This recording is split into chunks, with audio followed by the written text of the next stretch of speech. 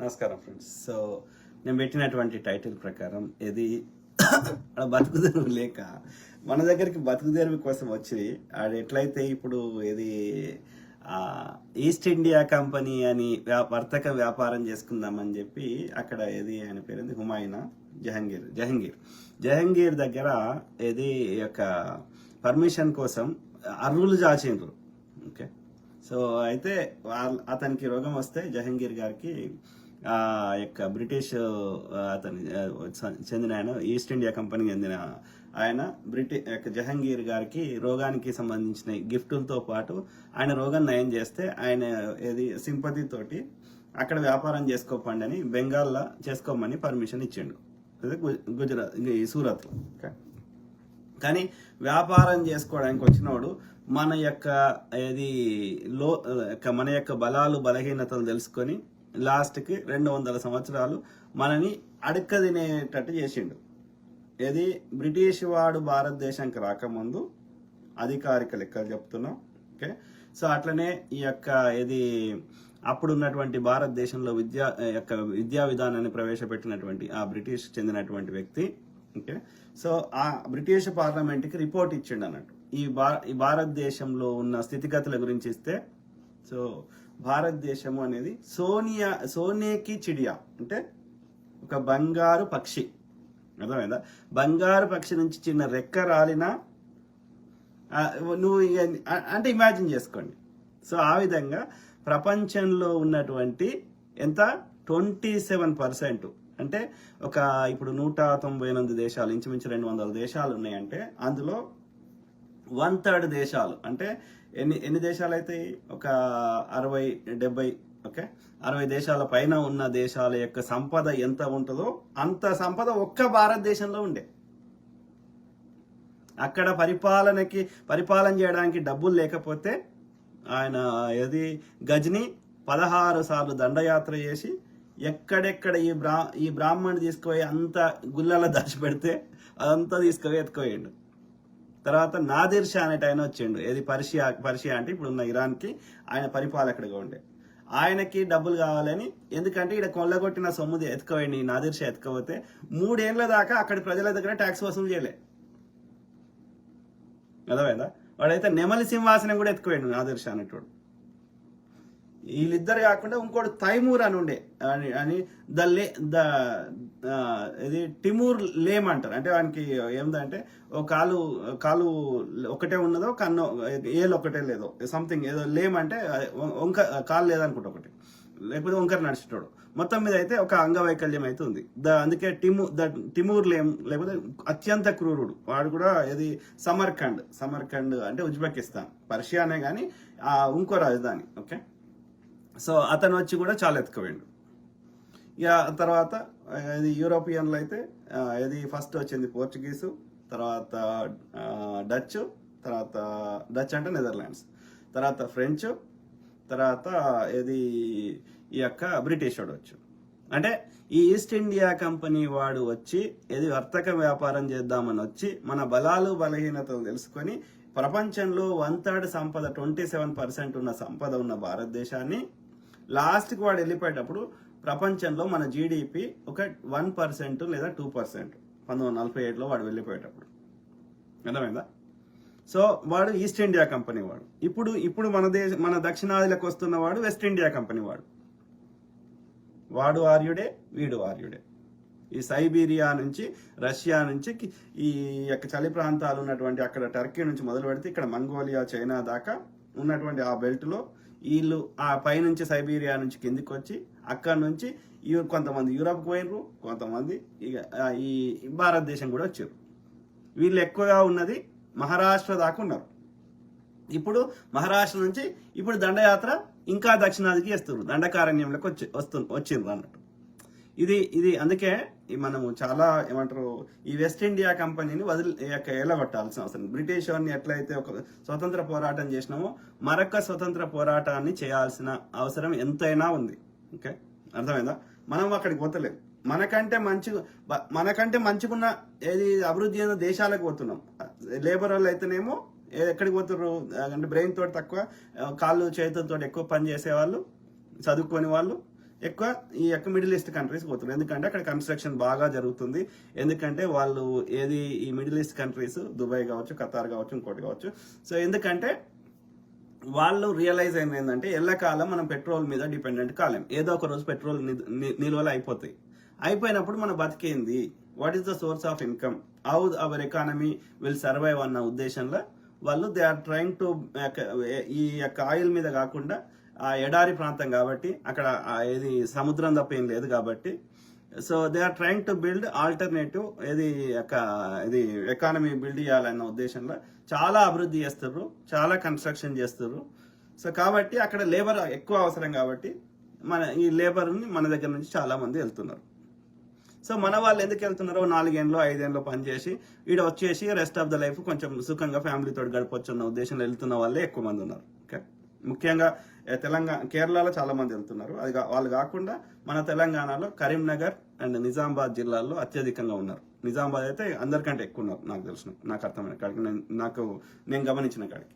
So ఆ క్రమంలో నేను ఏమంటున్నా, మనకంటే ఉన్నతంగా ఉన్నటువంటి 4 పైసలు ఎక్కువ వచ్చే దగ్గరికి మనం వెళ్తున్నాం కానీ, లేకపోతే అమెరికా కానీ, యూరప్ కానీ, యూకే కానీ వెళ్తున్నాం కానీ ఏ పాకిస్తాన్కి వెళ్తలేం, ఏ బంగ్లాదేశ్కి వెళ్తలేం, ఏ యూపీకి వెళ్తలేము, ఏ ఏపీకి వెళ్తలేము.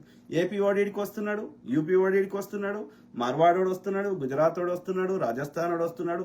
ఆయనకంటే మనం మంచిగా ఉన్నామని that it self is a indicator. ఈ బతకడానికి వచ్చినోడు ఒకడేమంటాడు, మాకు బువ్వదినుడు నేర్పిండి అంటాడు. ఒకడేమంటాడు, ఇంకా వాడు 3 పిల్లలను చేసుకొని ఐఎమ్ అన్అపాలజెటిక్ సనాతని అంటాడు. ఒక సబ్జెక్ట్ మీద ఒక 5 నిమిషాలు మాట్లాడే శక్తి లేదు. వాడు కేంద్రంలో ప్రెస్ కాన్ఫరెన్స్కి రాడు, ఈడు ప్రెస్ కాన్ఫరెన్స్కి రాడు. ఒక సబ్జెక్ట్ నాలెడ్జ్ ఉండదు. కానీ పొద్దుగాలు వేస్తే ప్రెస్ కాన్ఫరెన్స్ వచ్చి ప్రజలను కలిసి ప్రతి ప్రజా సమస్య మీద స్పందించేవాడు పప్పు అంటారు. అంటే ఎంత భావదారిద్ర్యము, ఎంత దౌర్భాగ్యం ఏడుస్తున్నది అనేది మనం గమనించాల్సిన అవసరం ఎంతైనా ఉంది మిత్రులారా, దయచేసి. ఓకే, వాడు ఎందుకు మనల్ని అవమానిస్తున్నాడు, నాకు బువ్వ తినరాదు ఎందుకు చెప్తున్నాడు? బువ్వ తినరానోళ్ళు ప్రపంచంలోనే హైదరాబాద్ బిర్యానీ వరల్డ్ ఫేమస్ ఎట్లయితుంది? బువ్వ తినడానికి అంత మంచి బెస్ట్ క్వాలిటీ ఆ ఫ్లేవర్డ్ రైస్ని కుక్ చేయడం ఎట్లా వస్తుంది? బువ్వనే తెలియదు కదా దానికి. అంటే నీ మాటలనే తప్పు మాట్లాడుతున్నావు అనేది తేట తెల్లమవుతున్నా కానీ, అది ఒక చదువుకొని చిన్నపిల్లగానికి కూడా అర్థమవుతున్నా కానీ నువ్వు అబద్ధం చెప్తా అంటే అది ఇదేమి సనాతన ధర్మమో నాకు తెలుస్తలేదు. ఇదైతే మా హిందుత్వం కాదు. అర్థమైందా? అదే ఈ సనాతనం అంటే ఆర్యుడు అని గుర్తుపెట్టుకోండి, సింపుల్ బండ గుర్తు. ఓకే, అంటే వాడి యొక్క వ్యాపార వాడు వచ్చి ఏం చేసిండు, ఆంధ్రావాన్ని ఎందుకు ఎల్లగొట్టినాం అంటే ఫిజికల్గా ఎల్లగొట్టలే. Andhra go back, idli sambar go back, ఎన్ని నినాదాలు చేసినా మన స్వయం పరిపాలన చేసుకుంటాం, మన అస్తిత్వాన్ని దెబ్బ కొడుతున్నారు. హీరో విజయవాడ నుంచి వస్తాడు, హీరోయిన్ విజయవాడ నుంచి వస్తుంది, మెయిన్ విలన్ విజయవాడ నుంచి వస్తాడు, ఆకురౌడులు తెలంగాణలో వస్తాడు. మా యాసను ఎక్కిరిస్తున్నావు, మా భాషను ఎక్కిరిస్తున్నావు, మా ప్రాంతంకి వచ్చి మమ్మల్ని మా మీద ఆధిపత్యం చేస్తా అంటే ఎందుకు ఊరుకుంటాం? ఎట్లా బతికిన వాళ్ళం? అంటే మమ్మల్ని సెకండ్ గ్రేడ్గా మా ప్రాంతంలో, మీ ప్రాంతంలో కాదు, మేము విజయవాడకి వస్తే అది ముచ్చట వేరే. మా ప్రాంతంకి వచ్చి మమ్మల్ని సెకండ్ గ్రేడ్ సిటిజన్గా ట్రీట్ చేస్తా అంటే ఎందుకు ఊరుకుంటాం రా? ఎట్లా బతికిన వాళ్ళం? 60 దేశాలను కామన్వెల్త్ దేశాలను పరిపాలించిన రవి అస్తమించని సామ్రాజ్యమైనటువంటి, రవి ఉదయించే సామ్రాజ్యాన్ని, రవి అస్తమించే సామ్రాజ్యాన్ని పరిపాలించినటువంటి బ్రిటిష్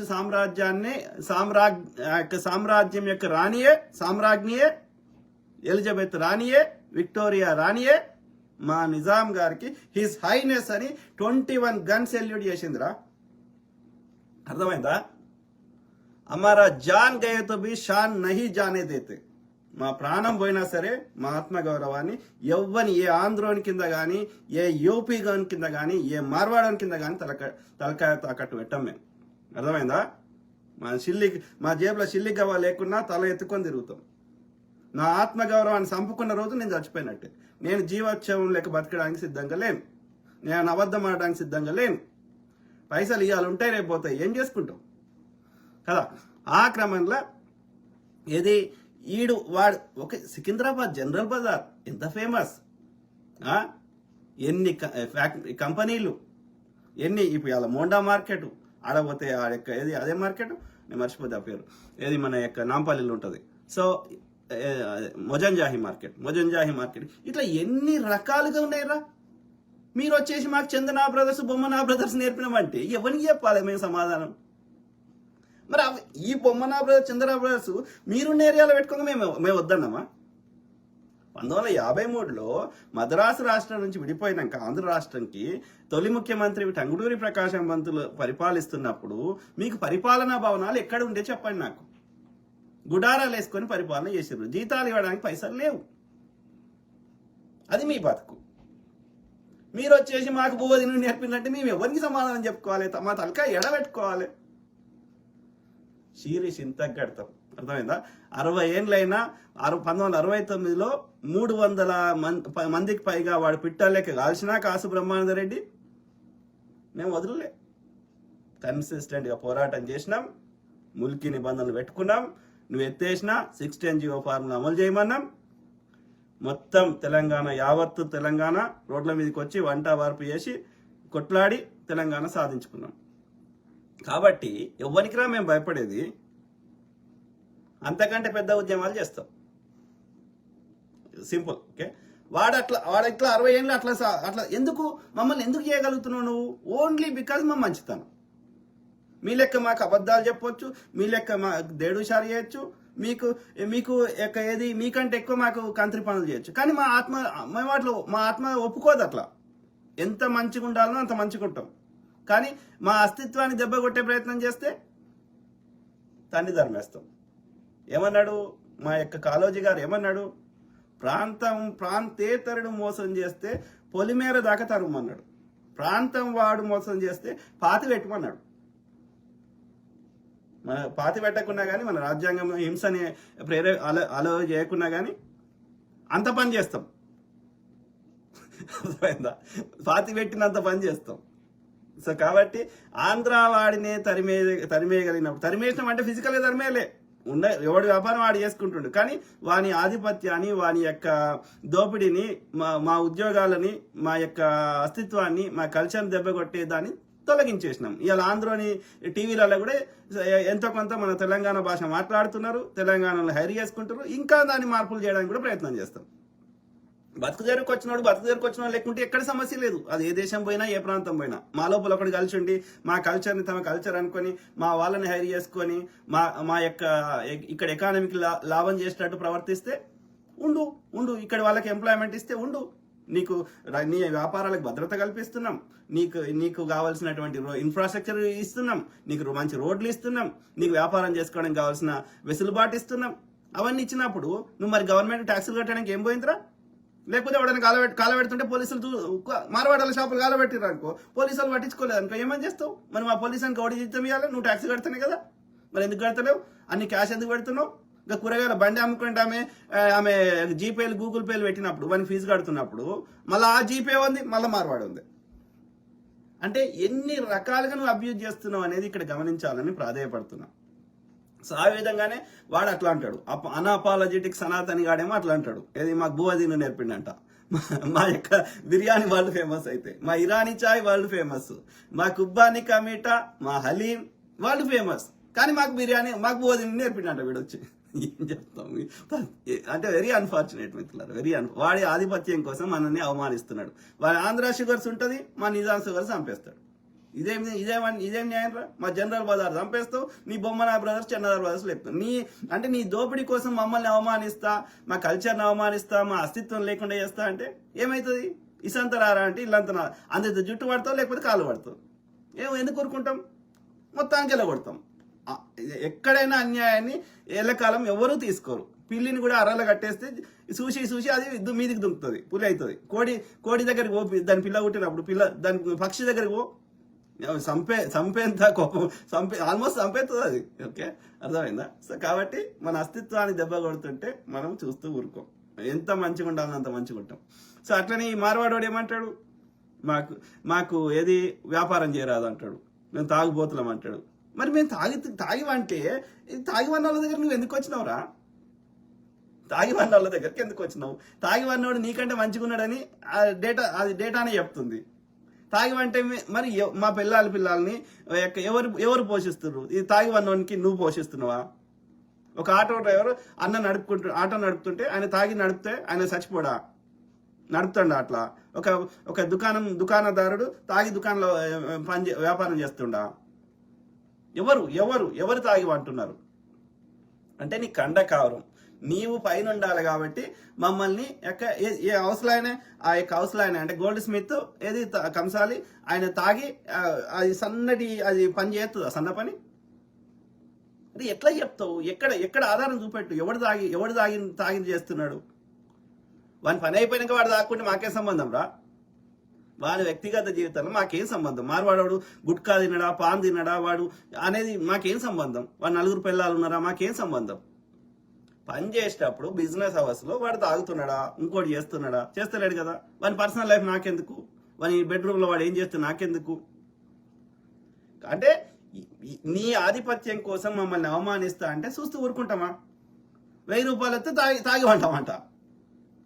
మరి మాకు 1000 రూపాయలు ఇరా, తాగి వంటామో ఏం చేస్తామో చూద్దాం. దొంగ నా కొడుకులు.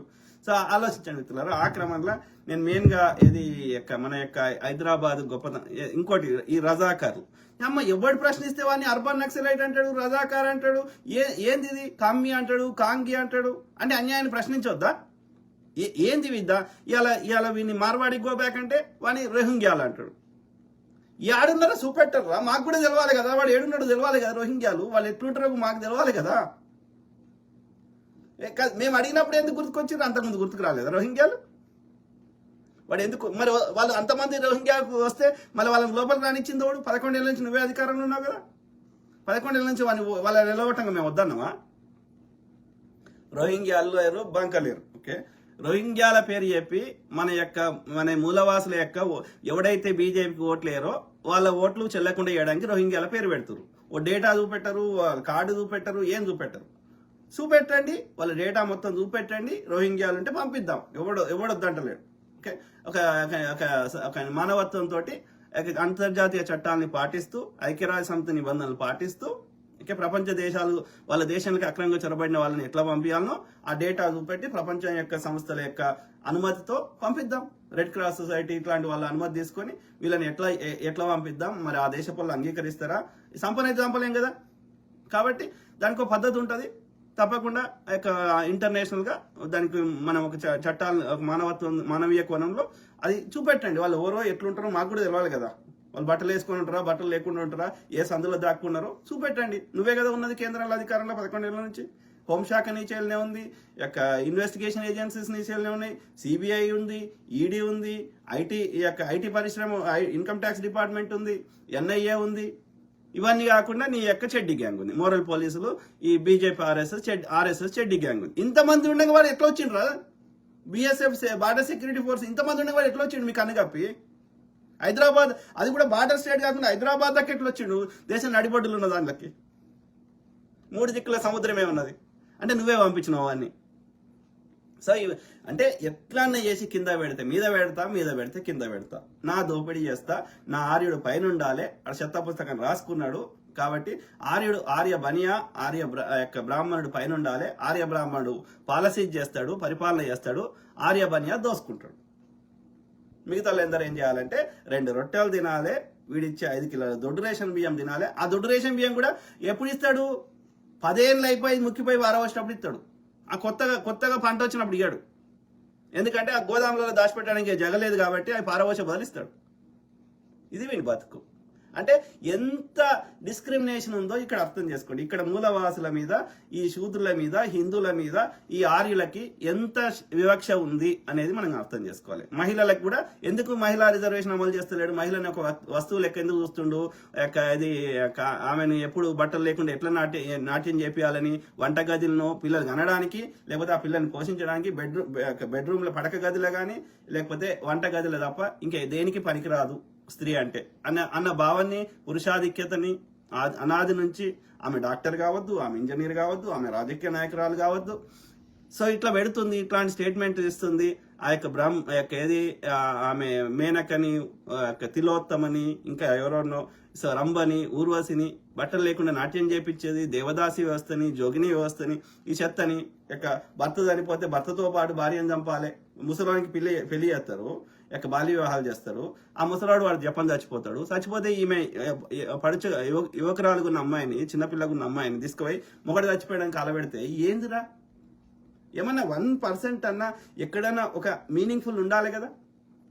మహిళ చదువుకోవద్దు, ఆమె మహిళలకు చదువు చెప్తే ఆమె మీద పెండ వస్తారు. ఇది జ్యోతిబా పూలే మీద. అంటే ఎట్లా పుట్టిర్రు మీరు అమ్మకే పుట్టినరా? అమ్మకు పుట్టలేదు కదా, మీరు బ్రహ్మముఖులకి వెళ్ళి వచ్చారు కదా, అది సమస్య. మా లెక్క అమ్మ కడుపులకి వెళ్ళి పడితే, అమ్మ యోనిలోకి వెళ్ళి పడితే మా లెక్క ప్రవర్తించేవారు. ఒక మానవత్వం ఉండేది, అర్థం చేసుకునేవారు. పురిటి నొప్పులు అంటే ఏందో తెలిసేది, ఒక ఫీలింగ్ నొప్పి అంటే ఏందో తెలిసేది, ఒక మానవీయ కోణము, ఎమోషన్స్ అర్థమయ్యేది. మీరు అమ్మ కడుపులకి వెళ్ళి పుట్టలేదు, మీరు అయోజనులు కదా.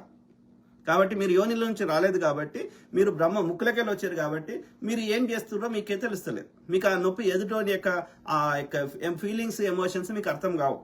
కాబట్టి మీరు ఈ భూమి మీద ఉండడానికే అనర్హులు. అర్థమైందా? మీ సైబీరియాకు వెళ్ళిపోండి మీరు. అర్థమైందా? ఎక్కడి నుంచి వచ్చారో అడిగిపోండి. ఆడ మొత్తం మంచిగడ్డ ఉంటుంది, ఆ మంచిగడ్డలో వది మంచిగా తినుకుంటే బతుకుర్రి, మనం సాగుపట్టకుర్రి. అర్థమైందా ఇట్లా? సో ఆ క్రమంలో ఇది మన యొక్క రజాకార్ల గురించి చెప్పాలి. సో ఎవడు ప్రశ్నిస్తే వాడిని ఇంతకుముందు చెప్పినట్టు ఏది పడితే అది మాట్లాడతాం. అరే రజాకర్ అంటే అర్థమైందిరా, ఇట్స్ ఏ వాలంటీర్, ముస్లిం వాలంటీర్లని అట్లా వాళ్ళని రెచ్చగొట్టి వాళ్ళని యొక్క రజాకర్ అనేది తీసుకొచ్చింది ఎవరు? నిజాం గారు కాదు. ఎవరు? ఈ కాసిం రిజ్వీ అనేటోడు. ఓకే, అర్థమైందా? సో ఒక ఆయన బహదూర్ యార్ జంగ్ అనేట ఆయన ఒక ముస్లింల యొక్క అభ్యున్నతి కోసం, వాళ్ళ యొక్క హక్కుల కోసం ఒక పార్టీ, ఎంఐఎం అనే పార్టీ పెట్టిండు.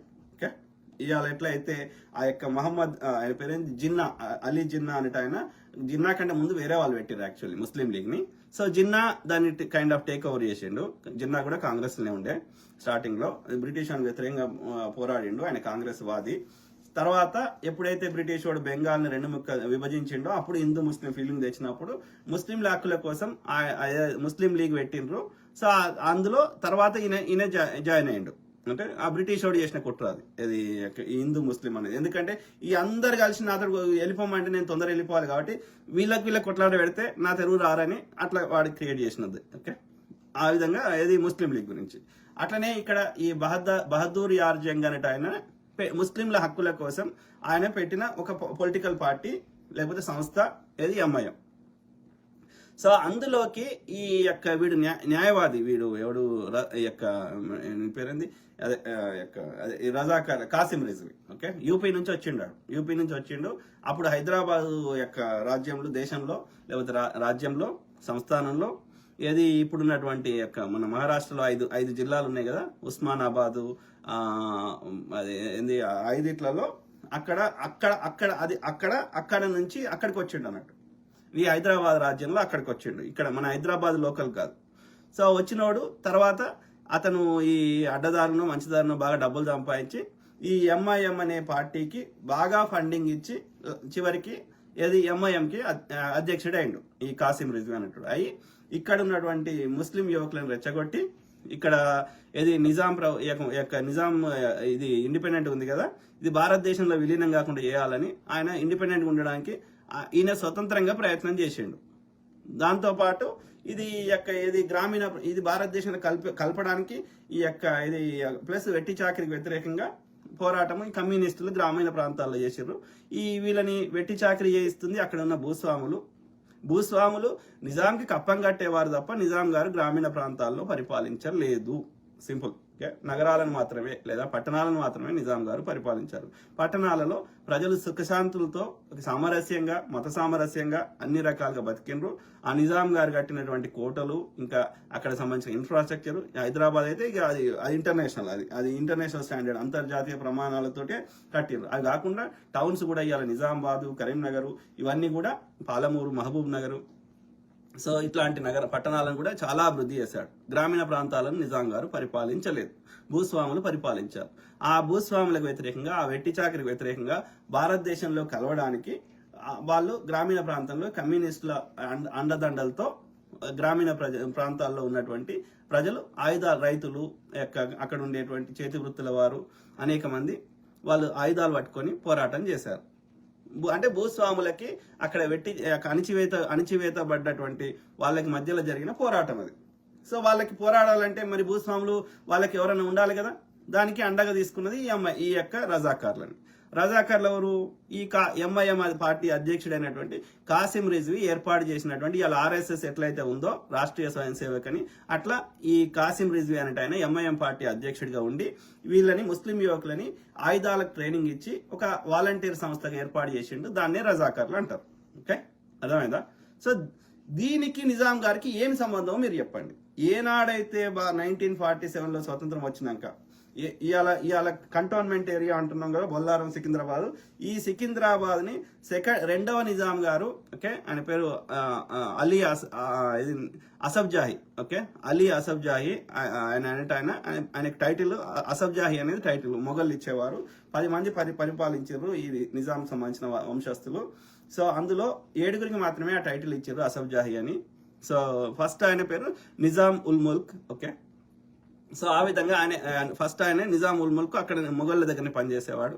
సో ఆ విధంగా ఈ యొక్క రెండవ నిజాం గారు ఈ యొక్క బ్రిటిష్ వారికి వాళ్ళ సైన్యం, ఎందుకంటే బ్రిటిష్ వాడు తెచ్చింది సైన్య సహకార పద్ధతి, అంటే నీకు సొంతంగా 1857 సిపాయిల తిరుగుబాటు తర్వాత వాళ్ళు భయపడ్డరు. ఎందుకంటే వాడు 3000 మంది ఆర్మీ ఉన్నారు, ఈడ లక్షల మంది ఉన్నారు. అప్పుడు వాడు వెళ్ళిపోయేవాడే.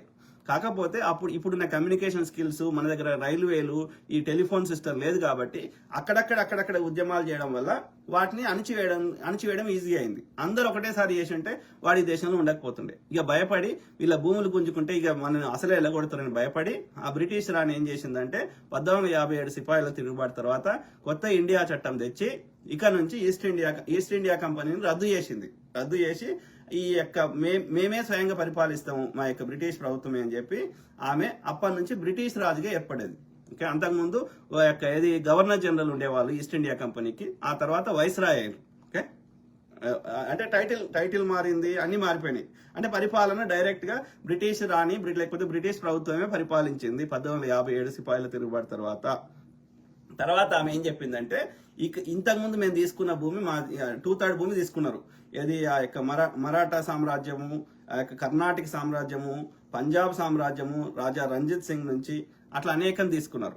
బెంగాల్ సామ్రాజ్యము ఇట్లా అన్ని తీసుకున్నారు. బొంబాయి సామ్రాజ్యము, మద్రాస్ సామ్రాజ్యము ఇట్లా అన్ని తీసుకున్నారు.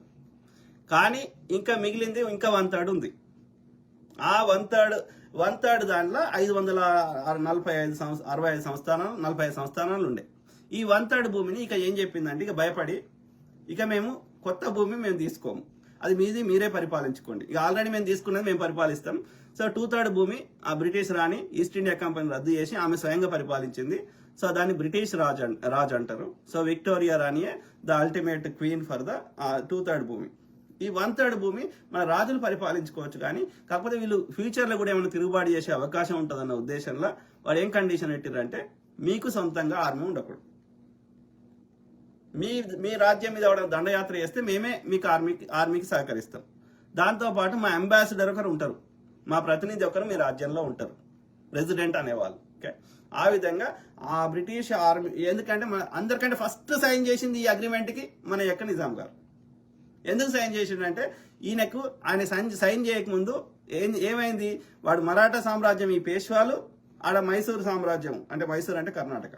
సో మైసూరు సామ్రాజ్యానికి చెందినట్టు ఈయన టిప్పు సుల్తాన్ ఇద్దరు వచ్చి దండయాత్ర చేసేటోళ్ళు. ఈయనకి బలమైన ఆర్మీ అప్పుడు లేదు, ఇప్పుడు లేదు, ఎప్పుడు లేదు నిజాం గారికి.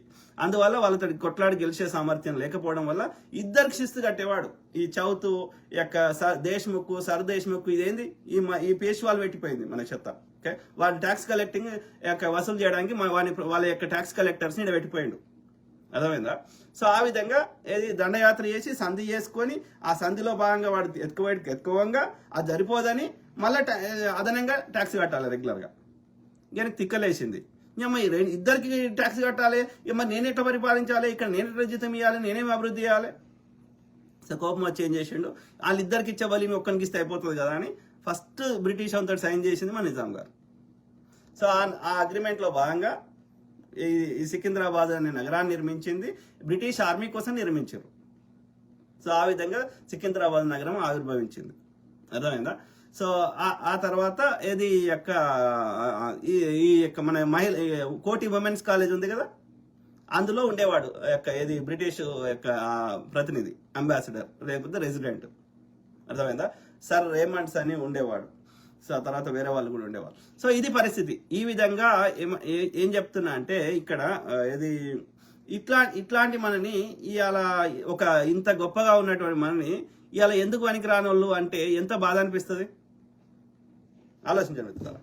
సో రజాకార్లది ఎందుకు చెప్తున్నా అంటే ఈ రజాకార్లు అనేటోళ్ళకి నిజాంకి ఎలాంటి సంబంధం లేదు అన్న దాంట్లో నేను చెప్పే ప్రయత్నం చేస్తున్నా. సో ఆ క్రమంలో ఈ రజాకార్లు అనే వాళ్ళు ఎంఐఎం పార్టీ, ఇవాళ రజాకార్లు అంటే నథింగ్ బట్ భూస్వాములు లేదా ఈ ఎంఐఎం పార్టీ. ఆ లాస్ట్కి వాళ్ళ యొక్క నిజాం గారి యొక్క ప్రధానమంత్రి అయినటువంటి లియాఖత్ అలీ గారు పబ్లిక్గా ప్రెస్ కాన్ఫరెన్స్ వచ్చి చెప్పాడు, మాకు బ్రిటిష్ వాడు ఏ రోజైతే వెళ్ళిపోయిండో ఆ రోజు మా పరిపాలన లేదు ఇక్కడ. గ్రామీణ ప్రాంతాలు కొన్ని మెజారిటీ గ్రామీణ ప్రాంతాలు అయితే ఈ యొక్క కమ్యూనిస్టుల ఆధ్వర్యంలో నడుస్తున్నటువంటి ఆ ప్రజల దగ్గర ఉన్నాయి, లేదు అంటే భూస్వాముల దగ్గర ఉన్నాయి, లేదు అంటే రజాకార్ల దగ్గర ఉన్నాయి. కానీ రజాకార్లు భూస్వాములు వేరువేరు కాదు. రజాకార్లు ఈ యొక్క భూస్వాములు కొట్లాడడానికి వాళ్ళకు ఈ యొక్క ప్రజలతో కొట్లాడడానికి వాళ్ళు ఏర్పాటు చేసుకున్న ప్రైవేట్ సైన్యమే. కాసిం రిజ్వీ అనేవాడు యొక్క రజాకార్లకి అధ్యక్షుడైతే ఈ ఉపాధ్యక్షుడు ఎవరు అంటే జొన్నేరు ప్రతాపరెడ్డి అనే లక్షల ఎకరాలు ఉన్నటువంటి ఒక దొర, ఒక భూస్వామి. మరి ఎట్లా ఉంటాడు? రజాకార్లు అయితే ముస్లింలు అయితే షోయబుల్లా ఖాన్ ఎట్లా కొట్లాడతాడు? అర్థమైందా? సో కాబట్టి అది ఒక అణిచివేతకి వ్యతిరేకంగా లేకపోతే భారతదేశంలో కలవాలన్న ఆ యొక్క ఆశయంతో జరిగిన పోరాటంలో దాంట్లో ఒక ఈ ముస్లింల ఈ యొక్క ఇది సపరేట్ గా ఇట్లనే ఉండాలన్న ఉద్దేశంలో ఏర్పాటు చేసినటువంటి ఈ కాసిం రిజ్వీ చేసిన ప్రయత్నంలో నిజాం ఎక్కడి నుంచి వచ్చిండు అని చెప్తే కాసిం రిజ్వీ విన్నాడా? నిజాం చెప్తే రజాకార్లు విన్నారా? నిజాం చెప్తే భూస్వాములు విన్నారా? నిజాం చెప్తే కమ్యూనిస్టులు విన్నారా? ఎవరు విన్నారు? 1947లో నిజాం ఆ యొక్క బ్రిటిష్ వాడు వాళ్ళ యొక్క ఆర్మీ వెళ్ళిపోయినాక నిజాం గారు అచేతనుడు అయిపోయాడు. తన సంపదని, తన యొక్క ఈ రాజ్యంలో ఉన్నటువంటి ఆస్తులని ఎట్లా కాపాడుకోవాలనే ప్రయత్నము, ఆయనకు చిన్న ఆర్మీ ఉండేది. ప్రైవేట్ ఆయన నిజాం గారికి చిన్న ఆర్మీ ఉండేది, పెద్ద లెవెల్ కాదు. ఈ ఆఫ్ఘనిస్తాన్ నుంచి పఠాన్లు, అట్లనే ఆఫ్రికా నుంచి ఈ యొక్క ఏమంటారు అప్పట్లో ఈ బాండెడ్లు, ఇప్పుడు ఏమంటారు ఈ అమ్మే కల్చర్ ఉండే ఆఫ్రికాలో అమ్మేవాళ్ళు అన్నట్టు ఈ లేబర్ని. ఓకే, సో ఆ విధంగా అట్లా వచ్చిన వాళ్ళు ఉండేవాళ్ళు కొద్దిమంది. అంతకుమించి ఆయన పెద్దగా యుద్ధం చేసే స్థాయిలో ఎక్కడ లేకుండే. కాబట్టి రజాకార్లకు నిజాం గారికి ఏం సంబంధం ఉంది మీరు చెప్పండి? నిజాం గారిని తిట్టే హక్కు ఎవరికీ లేదు. నిజాం గారిని ఎవరు తిట్టినా వాళ్ళ అమ్మని తిట్టిన దాంతో సమానం. 224 సంవత్సరాలు పరిపాలించారు నిజాంలు. కుతుబ్ షాహీలు 196 ఏళ్ళు పరిపాలించారు. 36 సంవత్సరాలు మొఘళ్ళు పరిపాలించారు. ఔరంగజేబు గోల్కొండ దాన్ని హస్తగతం చేసుకుని మొఘల్ సామ్రాజ్యంలో కలిపినాక ఆయన రాజధాని హైదరాబాద్ నుంచి ఉస్మానాబాద్కు మార్చిండు. మన యొక్క ఔరంగజేబు మార్చి 36 ఏళ్ళు పరిపాలించాడు. తర్వాత ఔరంగజేబు మరణానంతరం నెక్స్ట్ తొలితరం కాకుండా నెక్స్ట్ అంటే మొఘళ్లలో ఫస్ట్ 5-6 స్ట్రాంగ్ అన్నట్టు, వాళ్ళు పవర్ఫుల్. మిగతా వాళ్ళంతా మళ్ళీ మొఘళ్ళు అంత పవర్ఫుల్ కాదు, వ్యసనాలు అంత ఇది లేదు. ఔరంగజేబు తనకు వారసులని మళ్ళీ తనను చంపుతాడేమో, రాజ్యాన్ని హస్తగతం చేసుకుంటాడేమో అని సరిగ్గా పెంచలేదు పిల్లల్ని. దానివల్ల అతని తర్వాత మొఘల్ సామ్రాజ్యం పతనం అయిపోయింది. సో ఆ మళ్ళీతరం మొఘళ్లలో ఆయన ఔరంగజేబు చనిపోయినాక ఆయన వాళ్ళ యొక్క ఆర్మీ కింద పనిచేస్తున్న ఈ నిజాం ఉల్ ముల్క్ ఆయన ఏం చేసిండు, ఆయనే ఈ హైదరాబాద్ సుబాకి అధిపతి పరిపాలకుడిగా ఉండే ఎవరు, మన నిజాం ఉల్ ముల్క్ గారు, మొదటి నిజాం. సో ఆయన ఏం చేసిండు, వీడంతా వేస్ట్ గాడు ఉన్నాడు, రంగేలి రాజా ఉన్నాడు, మహమ్మద్ షా ఏదో అని పేరు ఏదో ఉంది. సో ఉన్నాడు, వీడు సరిగ్గా లేడు అని చెప్పి ఈయన స్వతంత్రాన్ని ప్రకటించుకున్నాడు. హైదరాబాద్ సుబాకి 6 సుబాలు ఉండేటి మొఘళ్ళ కాలంలో. బెంగాల్ సుబా, హైదరాబాద్ సుబా, ఇంకా వెరైటీ ఉండేటి. కానీ అందులో బెంగాల్ అండ్ హైదరాబాద్ రిచెస్ట్. అర్థమైందా? సో ఆ విధంగా గోల్కొండ కుతుబ్ షాహీల కంటే ముందు బహమనీయులు పరిపాలించారు. బహమనీయుల కంటే ముందు కాకతీయులు పరిపాలించారు.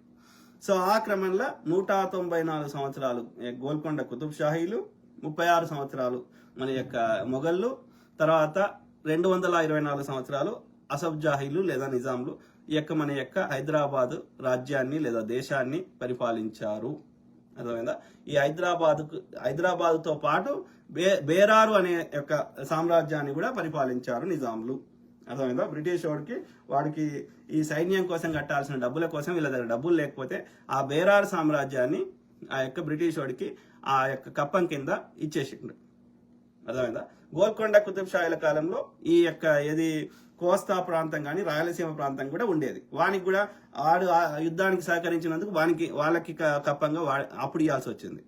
సో ఆ విధంగా మన సామ్రాజ్యాన్ని కోల్పోయి చివరికి ఈ యొక్క 16 రాష్ట్రాలతో కలిపి ఉమ్మడి రాష్ట్రాలతో కలిపి ఉంటే అందులో ఈ భాషా ప్రయుక్త రాష్ట్రాల కింద 3 జిల్లాలు ఇవాళ కర్ణాటకలు ఉన్నాయి, 5 జిల్లాలు ఇవాళ మహారాష్ట్రలో ఉన్నాయి. మిగిలిన 10 జిల్లాలని కేసీఆర్ గారు 33 జిల్లాలు ఏమో చేసిండు. సో ఇది మన యొక్క చరిత్ర నేపథ్యం. సో ఈ క్రమంలో నిజాంను తిట్టడానికి ఎవరికి హక్కు ఉంది? ఎందుకు ఆయన రజాకర్ ఎట్లయితాడు? నేను ఆయనకు ఒక విగ్రహం పెట్టి రోజు మొక్కమంటే మొక్కుతాం. అంటే చరిత్రని వక్రీకరిస్తా ఏది పడితే అది మాట్లాడతా అంటే చెల్లదు కదా. సో ఆ క్రమంలో వీడు భూవదిని నేర్పినా లేకపోతే మాకు తాగి వంటాము అంటే మరి ఎవరు కట్టిర్రు అయ్యా? ఈ కుతుబ్ షాయిలు కట్టిర్రు. ఏది మన హుస్సేన్ సాగర్ని ఎవరు కట్టిండ్రు?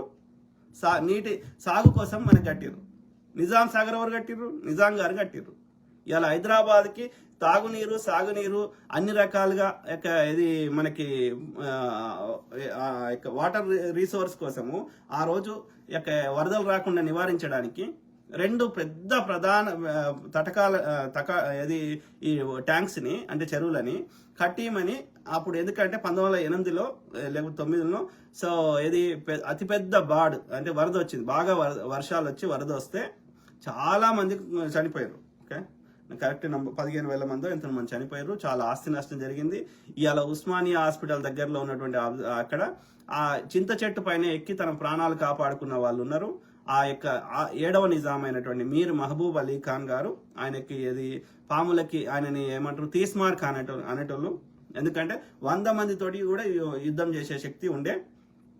సో ఆయన పాము కాటుకు కూడా చికిత్స ఇచ్చేవాడు. సో ఆయన తన యొక్క ప్యాలెస్ ని ప్రజల కోసం ఈ వరదలు వచ్చినప్పుడు ప్యాలెస్ ని ఓపెన్ చేసి అందరు అలా పడుకోవచ్చు, అందరికి తిండి పెట్టి వాళ్ళని కాపాడుకున్నాడు. సో అయితే మరి దీని నుంచి ఎట్లా అయితే ఆయన తొందరగా యంగేజ్ లో చనిపోయాడు. ఈ యొక్క నిజాం గారు చాలా చిన్న వయసులో ఉన్నప్పుడు చనిపోయాడు. 8వ నిజాం మీర్ ఉస్మాన్ అలీ ఖాన్ గారు చిన్న బాబు 5-6 ఏళ్ళు ఉన్నాడు ఎంతనో. సో తండ్రి చనిపోయాడు.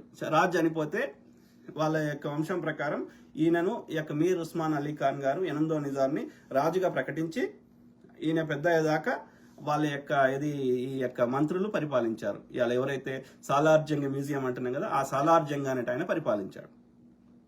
అర్థమైందా? మంత్రి పరిపాలించాడు ఈయన పెద్దగా అయినాక ఈయన పరిపాలన టేక్ ఓవర్ చేశాడు 8వ నిజాం. అందుకని ఆయన యొక్క పరిపాలనా సమయం ఎక్కువ ఉంటుంది, ఎందుకంటే ఆయన చిన్నప్పుడే అయింది కాబట్టి రాజుగా. అర్థమైందా? 8వ నిజాం. సో ఆ విధంగా మనకి ఇంత ఏమంటారు మనకి అంత పెద్ద చెరువులను తవ్వించిండు. ఎందుకు తవ్వించిండు?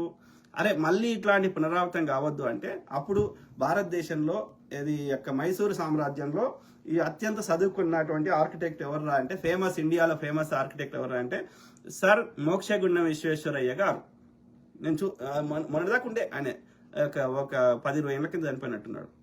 అప్పుడు నేను చిన్న ఉన్నప్పుడు వచ్చాడు, చిన్న ముసలాయన అయినా కానీ మాట్లాడేవాడు. సో అయితే ఆయనను పిలిపించి ఈయన ఉస్మానియా యూనివర్సిటీ కూడా ఆయనే డిజైన్ చేశాడు.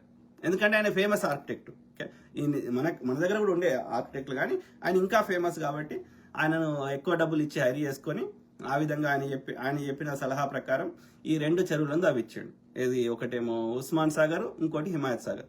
ఉస్మాన్ సాగర్ని గండిపేట చెరువు అంటారు. సో అందువల్ల మళ్ళీ వరదలు రాలేదు. తాగునీరుకి సాగునీరుకి ఎలాంటి ఇబ్బంది కాలేదు హైదరాబాద్ ప్రజలకి. చెడగొట్టాలనుకున్నోడు, ఈ ప్రాంతం మీద ప్రేమ లేనివాడు ఎందుకు చేస్తారు అయ్యా? బ్రిటిష్ వాడు మన సంపద ఎత్తుకోవడానికి లేకపోతే మనల్ని కంట్రోల్ చేయడానికి రైల్వే ట్రాక్లు వేసిండు. రైల్వేలు ఎందుకు వేసిండు? వానికి రైల్వే ట్రాక్ వేస్తే మన సంపద ఎత్తుకోవచ్చు, ముడి సరుకులు ఎత్తుకోవచ్చు, వాడు తయారు చేసిన ఆ షిప్లకి వెళ్ళి తీసుకొచ్చి మనకు అమ్మవచ్చు వాడు తయారు చేసిన వస్తువులు.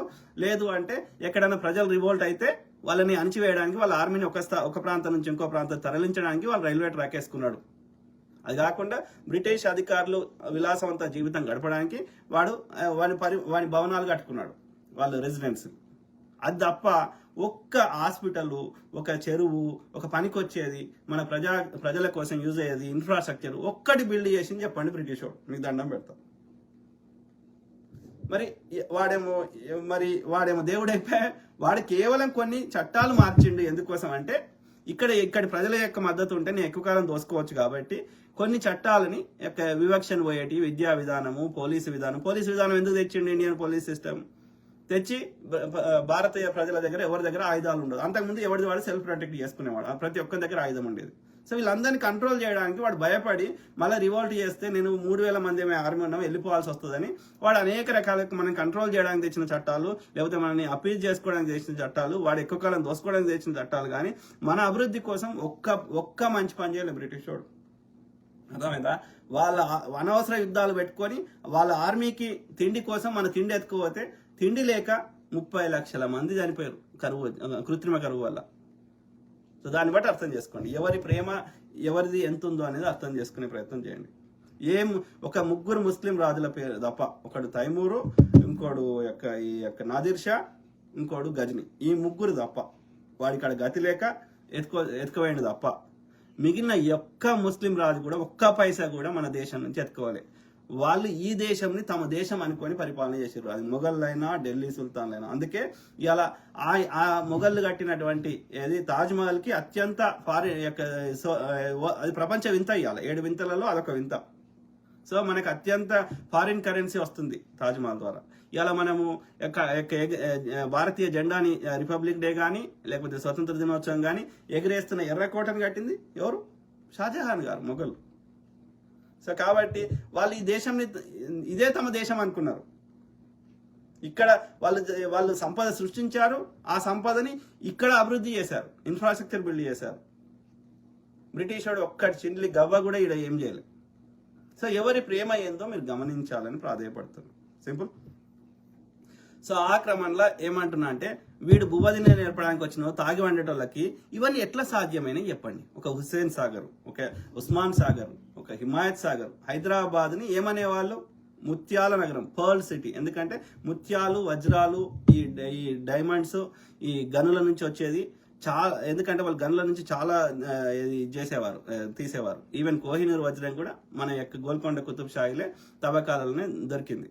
సో అంటే ఎంత వాళ్ళకి సంపద సృష్టించడము, వర్తక వ్యాపారం చేయడం అనేది ఎంత గొప్పగా ఉన్నదో అర్థం చేసుకునే ప్రయత్నం చేయండి.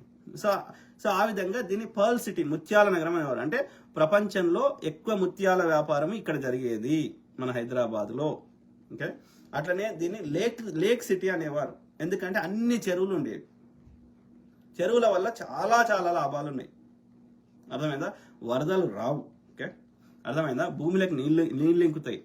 సో చాలా సుందరంగా ఉంటుంది, చెట్లు పెరుగుతాయి, గ్రీనరీ ఉంటుంది, అనేక రకాల లాభాలు ఉన్నాయి చెరువుల వల్ల. అట్లా ఒక తక్కువ హైదరాబాద్లో 200 నుంచి 300 చెరువులు ఉండేవి. అర్థమైందా? ఇలా మాసాబ్ ట్యాంక్ అంటుంది ఒక చెరువు, అది చెరువులో కట్టిర్రు. ఈ ఆంధ్రావాడు 1956కి వచ్చిన తర్వాత, ఆంధ్రావాడు వచ్చినాక వాడికి ప్రతిదీ వ్యాపారం అమ్ముకోవడమే కాబట్టి ఇవాళ ఈ అందరు సుందరమైన నగరాన్ని మొత్తం నాశనం చేసిండు. మొత్తం చెరువులు కబ్జా పెట్టి చెరువులో ఇల్లు కడితే చిన్న వరద వచ్చినా ఇవాళ నీళ్ళు ఇంట్లోకి వస్తున్నాయి. అర్థమైందా? Very unfortunate. అంటే ఒక ఎథిక్స్ జాగ లేదా, ఊరవతలు కట్టుకోలేవా, ఎందుకు కబ్జా పెట్టాలి? అంటే ఒక పద్ధతి, ఒక సంస్కారం లేనే లేదు. ఓకే, ఆ విధంగా మనకి ఎన్ని రకాలుగా నష్టం చేసారు ఆంధ్రలో అనేది గమనించాలి. 56కి ముందు ఇట్ వాజ్ డిఫరెంట్. 1947లో స్వతంత్రం వచ్చిన 56 దాకా మనం సపరేటే ఉన్నాం. బూర్గుల రామకృష్ణారావు గారు ఉండే ముఖ్యమంత్రి గారు, తొలి ముఖ్యమంత్రి. అర్థమైంది? ఆంధ్ర రాష్ట్రానికి ఏమో 53లో వాళ్ళు సపరేట్ అయిన మద్రాసు రాష్ట్రం నుంచి. 53లోనేమో ఆంధ్రప్రదేశ్కి ఏమో, ఆంధ్ర రాష్ట్రానికి ఏమో టంగుటూరి ప్రకాశం పంతులు కర్నూలు రాజధాని. హైదరాబాద్కి బూర్గుల రామకృష్ణారావు గారు ఉండే. అర్థమైంది? అంటే మనము ఆ 56 తర్వాత మొత్తం యొక్క తెలంగాణ యొక్క మొత్తం కల్చర్, ఆ యొక్క ఇన్ఫ్రాస్ట్రక్చర్ అన్ని నాశనం చేసి పెట్టారు. వ్యాపార సంస్థలు అన్ని నాశనం చేశారు. వాడు వచ్చేసి మళ్ళీ మాకు మంచిగా చేసిన అంటే ఎవరికి చెప్తాం? ఇవాళ జూబ్లీహిల్స్, బంజారాహిల్స్లో లక్షల ఎకరాల భూమి కబ్జా పెట్టిర్రు ఆంధ్రులు. మా వ్యాపార సంస్థలు చంపేశారు, మా కల్చర్ని దెబ్బకొట్టిర్రు. అర్థమైందా? Urdu was official language in Telangana. Urdu షాయరీలు, ఓకే, ఉర్దూ ఈ కల్చరు, ఉర్దూ సాహిత్యం, ఇట్ వాజ్ డిఫరెంట్. మా తాతకు ఉర్దూ వచ్చేది, అర్థమైందా. నా చిన్నప్పుడు కూడా ఆ యొక్క ఇది ఈ కవి సమ్మేళనాలు జరిగేటి ఉర్దూలో, గఫూర్ సార్ అని ఇట్లా వాళ్ళు చాలా డిఫరెంట్ ఉండేది Telangana culture. It was completely different, అర్థమైందా. హైదరాబాద్కి బిర్యానీ వరల్డ్ ఫేమస్, హైదరాబాద్కి ఇరానీ చాయ్ వరల్డ్ ఫేమస్, హైదరాబాద్కి కుబ్బానికా మీఠా వరల్డ్ ఫేమస్, హైదరాబాద్కి haleem world famous. It was different. Old city పోతే ఆ బ్యాంగిల్స్, ఆ వ్యాపారాలు, ఆ షాయరీలు, ఆ కీర్లు, it was different vibe. It is like okay, you are in heaven, అట్లా ఉండేది. మొత్తం నాశనం చేసారు ఆంధ్రలో వచ్చి. ఇలా ఏది వందల పార్కుల నగరం బాగ్ సిటీ. బాగ్ ఏ ఆమనటోళ్ళు మన యొక్క పబ్లిక్ గార్డెన్స్ కట్టింది వాళ్ళే. అట్లాంటి వందల వేల పార్కులు ఉంటే అవిటిని పొతం పట్టించారు, కబ్జా పెట్టేసారు, అర్థమైందా. ఇవాళ మనం వాడుతున్న అసెంబ్లీ వీళ్ళు నిజాం గారు కట్టించింది. యొక్క లైబ్రరీలు, ఆ సిటీ లైబ్రరీ, ఇంకో లైబ్రరీ, హైకోర్టు, ఉస్మానియా హాస్పిటల్, ఎన్ని అనే చెప్పవచ్చు, అర్థమైందా. మొత్తం మన యొక్క అస్తిత్వాన్ని, మొత్తం వ్యవస్థల్ని అన్నిటిని దెబ్బకొట్టిరు వీళ్ళు. మళ్ళీ వీళ్ళు వచ్చేసి పాపం అంత మంచి వ్యక్తిని పట్టుకొని రజాకారు, తొక్క, తోలు అంటే తోలు దిగద్దా చెప్పండి మిత్రులారా. ఇవాళ దక్షిణ మధ్య railway 21 hospital, Niloufer hospital, fever hospital, mental hospital, NIMS hospital, okay, జజ్ఖానా ప్రెగ్నెంట్ లేడీస్ కోసం, ఇట్లా ఎన్ని చెప్పొచ్చు. ప్యాలెస్లు, ఆ యొక్క Paigah palace, Falaknuma palace, king కోటిలో ఆయన నివాసం ఉండే ప్యాలెస్, అట్లాంటి వందల ప్యాలెస్లు, రాజభవనాలు, సరాయిలు, మార్గ మధ్యంలో రోడ్డు మీద పోతుంటే బాటసార్ల కోసం, వాళ్ళ సేద తీరడానికి కోసం సరాయిలు, అర్థమైందా. ఎవడు కట్టిస్తాడు, ఎందుకు కట్టిస్తాడు. మీ అమ్మ ఈ జనాలు ఎడబోతుందని బ్రిటిష్ వాళ్ళ లెక్కనో ఈ మార్వాడ లెక్కనో చేయొచ్చు కదా. ఇన్ని ఫెసిలిటీస్ ఉత్తర భారతదేశంలో లేవు కదా. ఆలోచించండి. నిజాం చెడ్డవాడైతే ఎందుకు చేస్తాడు. ఈవెన్ కుతుబ్ షాహీలైనా ఇవాళ గోల్కొండ టూమ్స్ వరల్డ్ ఫేమస్. ఎవరు కట్టించారు. వాళ్ళు చచ్చిపోయిన సమాధులు అవి, గోల్కొండ రాజులు, అర్థమైందా. గోల్కొండ కోట, అది మట్టి కోట ఉండే కాకతీయుల కాలంలో. దాన్ని ఇవాళ మనం జెండా ఎగరేస్తున్నాం, జెండా వందనంకి. ఎందుకు కడతారు. వాళ్ళు చెడగొట్టేటోళ్ళు అయితే ఎందుకు చేస్తారు ఇవన్నీ. హైదరాబాద్ నగరాన్ని నిర్మించింది గోల్కొండ కుతుబ్ షాహీలు. ఎందుకు చేస్తారు. వాళ్ళ ఇరాన్ కో ఎడికని ఎత్తుకోవచ్చు కదా. Please understand the intentions. Okay, ఇలా భద్రాచలంలో రాముడికి ముత్యాలు ఇచ్చే కల్చర్ స్టార్ట్ చేసింది ఎవరు. గోల్కొండ కుతుబ్ షాహీలు. ఏది పడుతుంది మరి. ఇలా ఇదే నిజాం గారు, నిజాం గారు తిడుతుంటారు కదా, నిజాం అడ్డం దొడ్డం తిడతారు కదా. ఆయన బెనారస్ హిందూ యూనివర్సిటీ, ఆ మదన్ మోహన్ మాలవ్య అనేటి ఆయన పెట్టిన ఆయనకి ఆ యూనివర్సిటీ ఎస్టాబ్లిష్మెంట్ కోసం ఆయన చందా ఇచ్చిండు. మామూలు చందా అంటే రాజు ఇచ్చే చందా, మనము 5 రూపాయలు 10 రూపాయలు కాదు, దాదాపు మొత్తం దాని ఖర్చు అంతా ఇచ్చినట్లు లెక్క. సరోజిని నాయుడు కూతురు పద్మజా నాయుడు, ఆమె కవితలు రాసేది, పోయటెస్. ఓకే, మన యొక్క ఆమె సరోజిని నాయుడు మొదటి విదేశాంగ శాఖ మంత్రిగా పనిచేసింది. సో ఆ పద్మజా నాయుడు యూకేలో చదువుకుంటా అంటే ఆమెకు స్కాలర్షిప్ ఇచ్చిండు మన నిజాం గారు, అర్థమైందా. సో అట్లనే డాక్టర్ బాబాసాహెబ్ అంబేద్కర్ గారికి స్కాలర్షిప్ ఇచ్చిండు చదువుకుంటా అంటే. ఎందుకు చేస్తాడే ఆయన దుర్మార్గుడు అయితే నిజాం గారు. అరే ఇన్ని చేసినావు కదా అయ్యా, మరి పిల్లలు చదువుకోవడానికి ఒక యూనివర్సిటీ కట్టించమని అడిగిండు రవీంద్రనాథ్ ఠాగూర్ గారు. అడిగితే ఉస్మాన్ యూనివర్సిటీ కట్టించండు. ఎందుకు చేస్తాడు ఒక దుర్మార్గుడు. బుద్ధి లేదు, మీరు చెయ్యరు, చేసిన వాళ్ళ మీద బురద అవుతాం. మార్కెట్లు, పట్టణాలు, ఇలా అబిడ్స్, అది ఒక మార్కెట్ ప్రాంతం, చిరాగలి లేని అక్కడ, అబిడ్స్ దగ్గర అదొక పెద్ద వర్తక కేంద్రం. ఎవరు కట్టించారు. మొజంజాహి మార్కెట్ ఎవరు కట్టించారు. ఏది పడుతుంది మాట్లాడతా అంటే ఎవడు చూసుకుంటూ కూర్చుంటాడు. ఎన్ని రోజులు భరిస్తాం. ఆలోచించండి మిత్రులారా. 4 ఎయిర్పోర్ట్లు ఉండేవి మన తెలంగాణలో ఆ రోజులలోనే. ఇవాళ బేగంపేట విమానాశ్రయం నిజాం గారు కట్టించింది. తర్వాత దుండిగల్లో ఉండేది, హకీంపేటలో ఉండేది, తర్వాత వరంగల్లో ఉండేది, మామూనూరులో. ఈ ఆంధ్రోడ్ వచ్చినాక మొత్తం నాశనం చేసాడు. అన్ని ఎయిర్పోర్ట్లు లేకుండా చేసేసాడు. దుర్మార్గుడు. స్వతంత్రం వచ్చినాక దేశంలో కట్టించిండు. ఇవాళ ఆల్రెడీ బేగంపేట విమానాశ్రయం ఉండగా శంషాబాద్లో కట్టించిండు కాంగ్రెస్ వాడు. అట్లా అన్ని ప్రధాన నగరాలు కట్టించిండు. స్వతంత్రం వచ్చినాక స్వతంత్ర భారతాన్ని నిర్మించింది కాంగ్రెస్. నేను మాట్లాడుతున్న 47 కంటే ముందు చెప్తున్నాను ముచ్చట, అర్థమైందా? సో అట్లా హుస్సేన్ సాగర్, పురాణా పూల్, నయా పూల్, చార్మినార్, గుల్జార్ హౌస్, చార్ కమాన్లు, చార్మినార్ చుట్టూ 4 కమాన్లు ఉంటాయి. సో అర్థమైందా? సరూర్ నగర్లో జనాలు ఉండడానికి నివాస కేంద్రాలు, సుల్తాన్ షాహీలో టంకశాల అంటే మనీ ప్రింటింగ్. ఒక దేశానికి కావాల్సిన అన్ని వ్యవస్థలు ఉన్నాయి. ఇది ఆయుధాలు తయారు చేసేది గన్ ఫౌండరీ, అర్థమైందా? టంకశాల అంటే కరెన్సీ ప్రింట్ చేసేది. ఇవాళ స్టేట్ బ్యాంక్ ఆఫ్ హైదరాబాద్ మొదటి బ్యాంకును పెట్టింది మన హైదరాబాద్లోనే.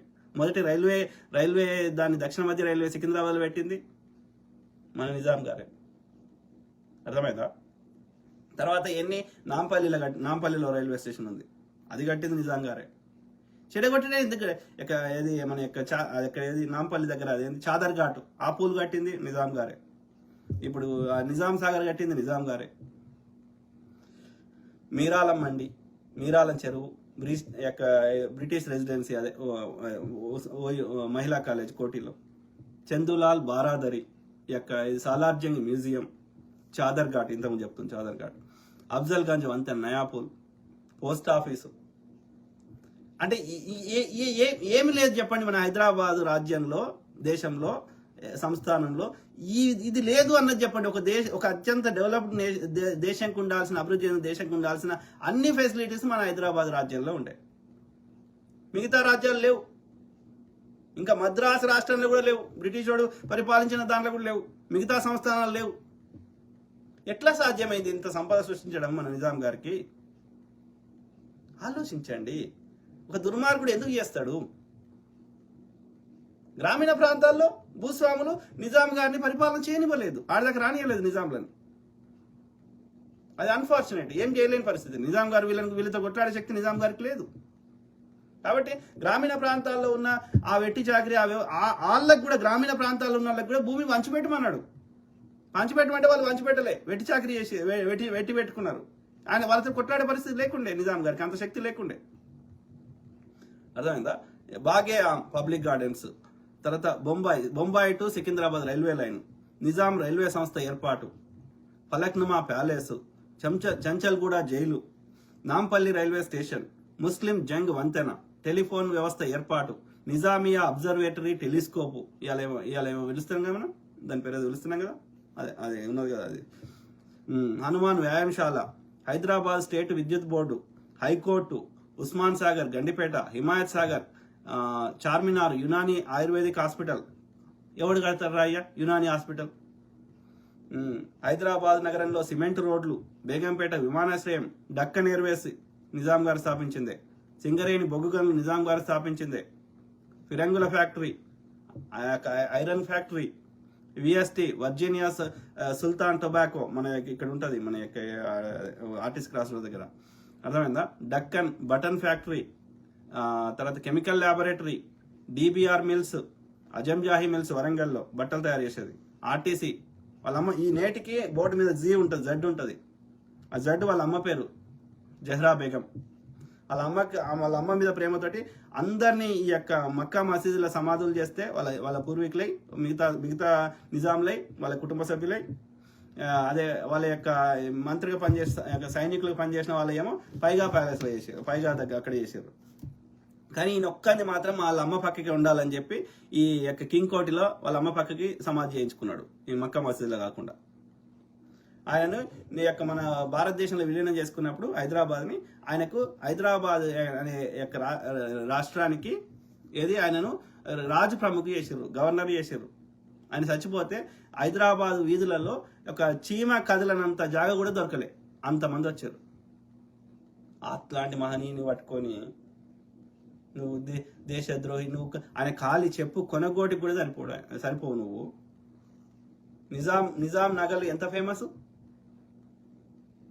ఎంత లక్షల కోట్ల బంగారం, ఎంత టైమ్స్ మ్యాగజైన్లో వచ్చిండు ఆయన, వరల్డ్ ఫేమస్ ఆ రోజులలోనే. వాడెవడో అవమానించిండని బ్రిటిష్ వాని కంపెనీకి చెందినటువంటి రోల్స్ రాయ్ కార్లను తెచ్చి హైదరాబాద్లో చెత్తూడడానికి వాడిండు బల్దియా జిహెచ్ఎంసీకి.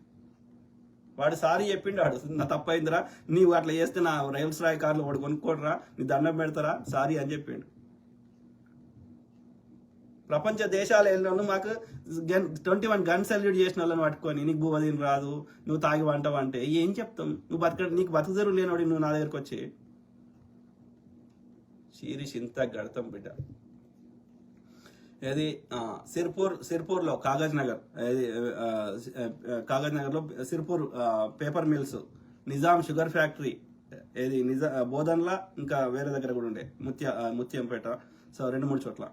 సో అట్లనే Golconda cigarette factory, state bank of Hyderabad Allwyn metals, okay, Allwyn watches ఉంటుండే కదా, the Praga tools, Hyderabad asbestos, okay, Hyderabad lamination products, revenue శాఖ, కస్టమ్ శాఖ, కరోడ్గిరి అనేటోళ్ళు, ఓకే, జిల్లాల ఏర్పాటు, వైద్య శాఖ, మొదటి railway line, printing, stationery, endowment శాఖ, దేవాదాయ శాఖ, అటవీ శాఖ, జంగ్లత్ అని పిలిచేవారు, మున్సిపల్ శాఖ, పబ్లిక్ వర్క్స్ డిపార్ట్మెంటు, విద్యాశాఖ, హైకోర్టు, సర్వే సెటిల్మెంట్ శాఖ, ల్యాండ్ సెటిల్మెంట్ శాఖ, ఇన్ని ఒక సిస్టమేటిక్ పరిపాలన చేయడం అనేది ఆ రోజులలో మిగతా ఎక్కడ చేసిర్రో చెప్పండి?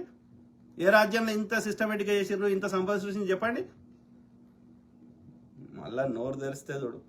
ల్యాండ్ సెటిల్మెంట్ శాఖ, జనాభా లెక్కల సేకరణ. మీ గతి లేక గుడారాలు వేసుకొని, మీ గతి లేక ఇడంతా సంపద ఉంది, అన్ని ఫెసిలిటీస్ ఉన్నాయని మీరు భాషా ప్రయుక్త రాష్ట్రాలను తొంపు పెట్టుకొని వచ్చి నాశనం చేశారు తెలంగాణని, హైదరాబాద్ని, కల్చర్ని, హైదరాబాద్ సంపదని అన్ని ఎత్తుకోయారు. ఇప్పుడు వాడిని ఎలగొడితే మళ్ళీ వీడు వచ్చాడు. ఇప్పుడు మరో తెలంగాణ బచావో అనేటువంటి ఉద్యమాన్ని చేయాల్సిన అవసరం ఉంది. తెలంగాణ వ్యాపారాల్ని, తెలంగాణ కల్చర్ని, తెలంగాణ తిండిని, తెలంగాణ ఐడెంటిటీని, తెలంగాణ అస్తిత్వాన్ని, తెలంగాణ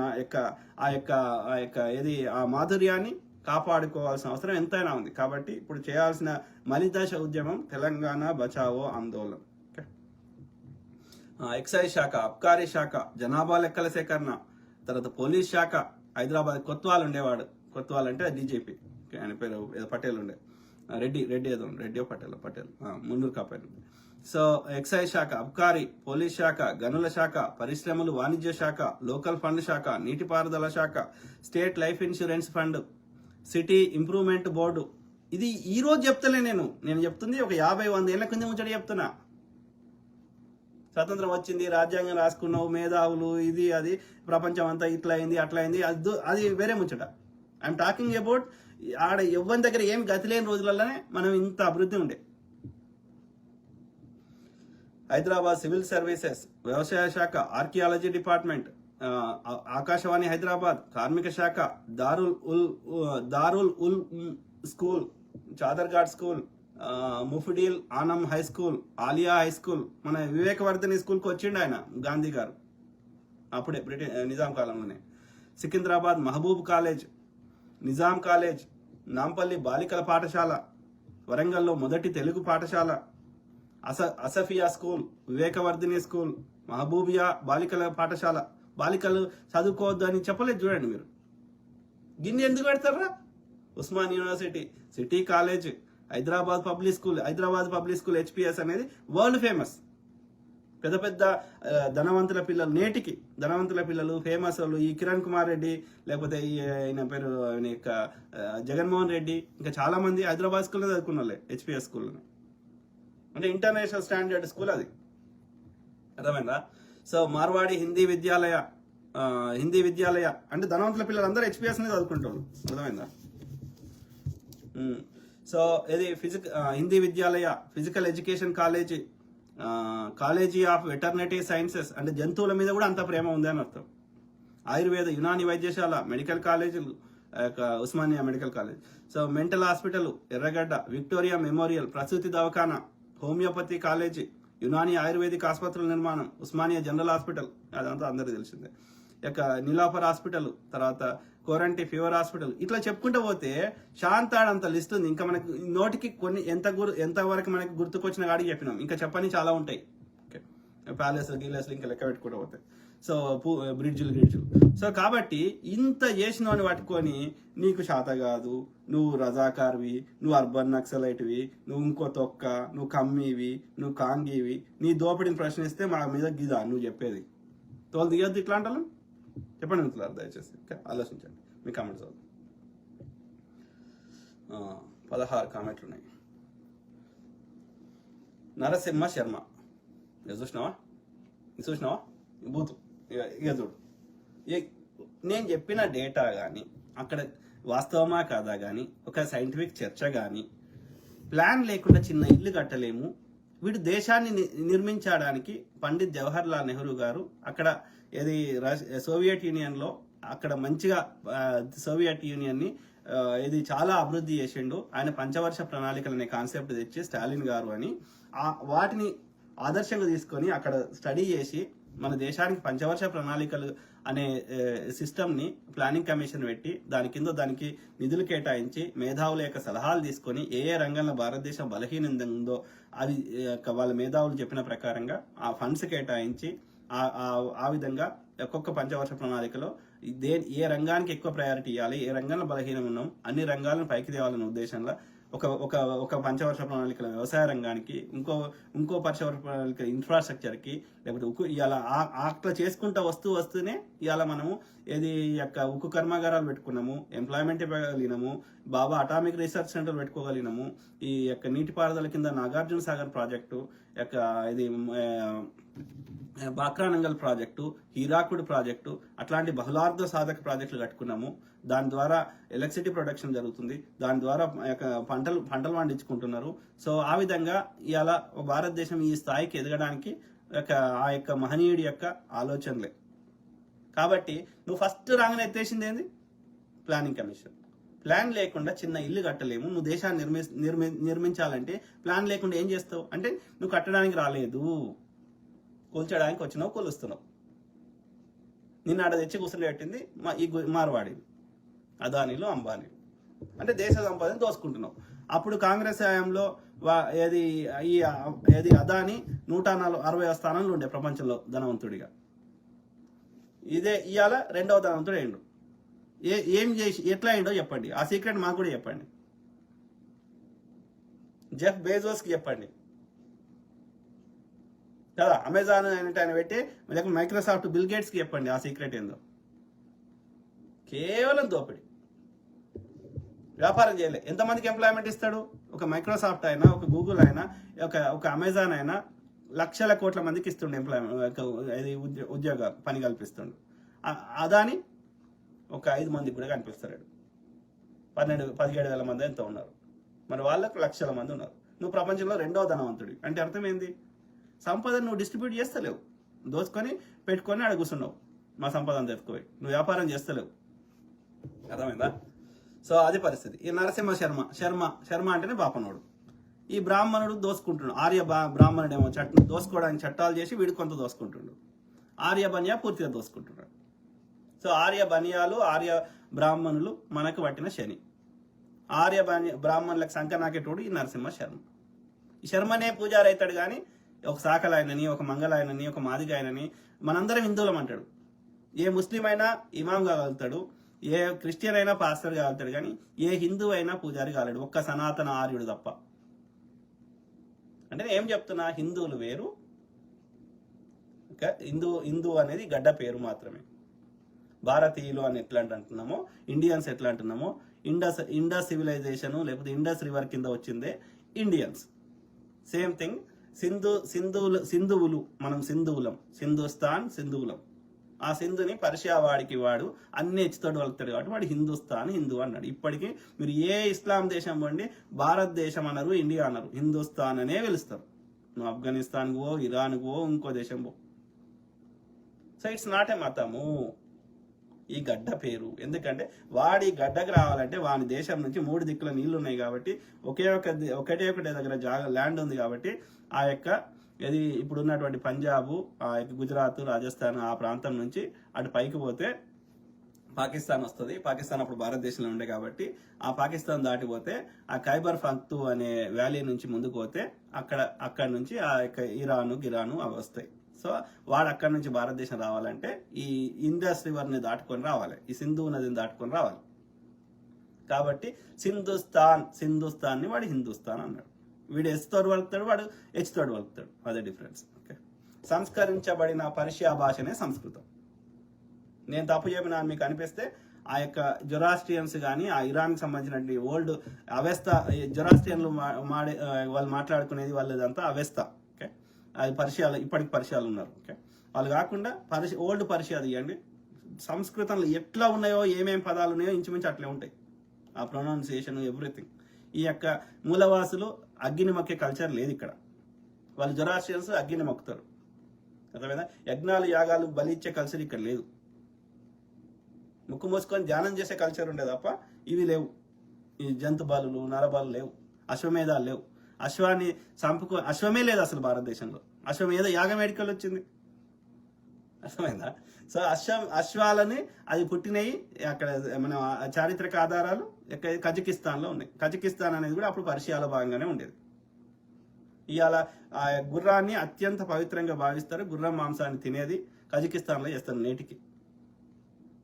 సో ఆ ఓల్డ్ పర్షియా అనేది పెద్దగా ఉండే సామ్రాజ్యం. ఇరాన్తో పాటు ఆ చుట్టుపక్కల దేశాలు చాలా ఉండే, రష్యా వరకు ఉండే పైదాకా. సో కాబట్టి వీళ్ళు అక్కడి నుంచి పారిపోయి కాదు వచ్చారు. ఎందుకు వచ్చారో మనకు తెలియదు కానీ వచ్చారు, సంపద కోసమే వచ్చారేమో. సో ఆ విధంగా నాశనం చేస్తారు. వీడు నరసింహ శర్మ అని పెట్టుకుని హేరా కుక్క అనేది హుక్క అంటున్నాడు వాడు. ఎందుకంటే వానికి ఏదైనా వాళ్ళని బ్లాక్ చేస్తారేమో అని వాడి కామెంట్ అని. నువ్వు ఆ నిజాం గాడికి పుట్టినవు ఉన్నావు, అందుకే వాడిని దేవుడు అంటున్నావు. ఎందుకు తప్పేమన్నా చెప్పండి? నిజాం గాడికే పుట్టినా అనుకో, ఎందుకంటే తెలంగాణలో పుట్టినా అంటే అంతే కదా. ఎస్, నిజాంకే పుట్టినా, తప్పేముంది? శర్మ గుట్టలే, నేను సంతోషపడతా. ఆర్యని గుట్టలే, నేను సంతోషపడతా. నిజాంకే పుట్టినా అయితే ఏంది? తప్పేముంది? నా దేవుడే, నేను మొక్కుతా.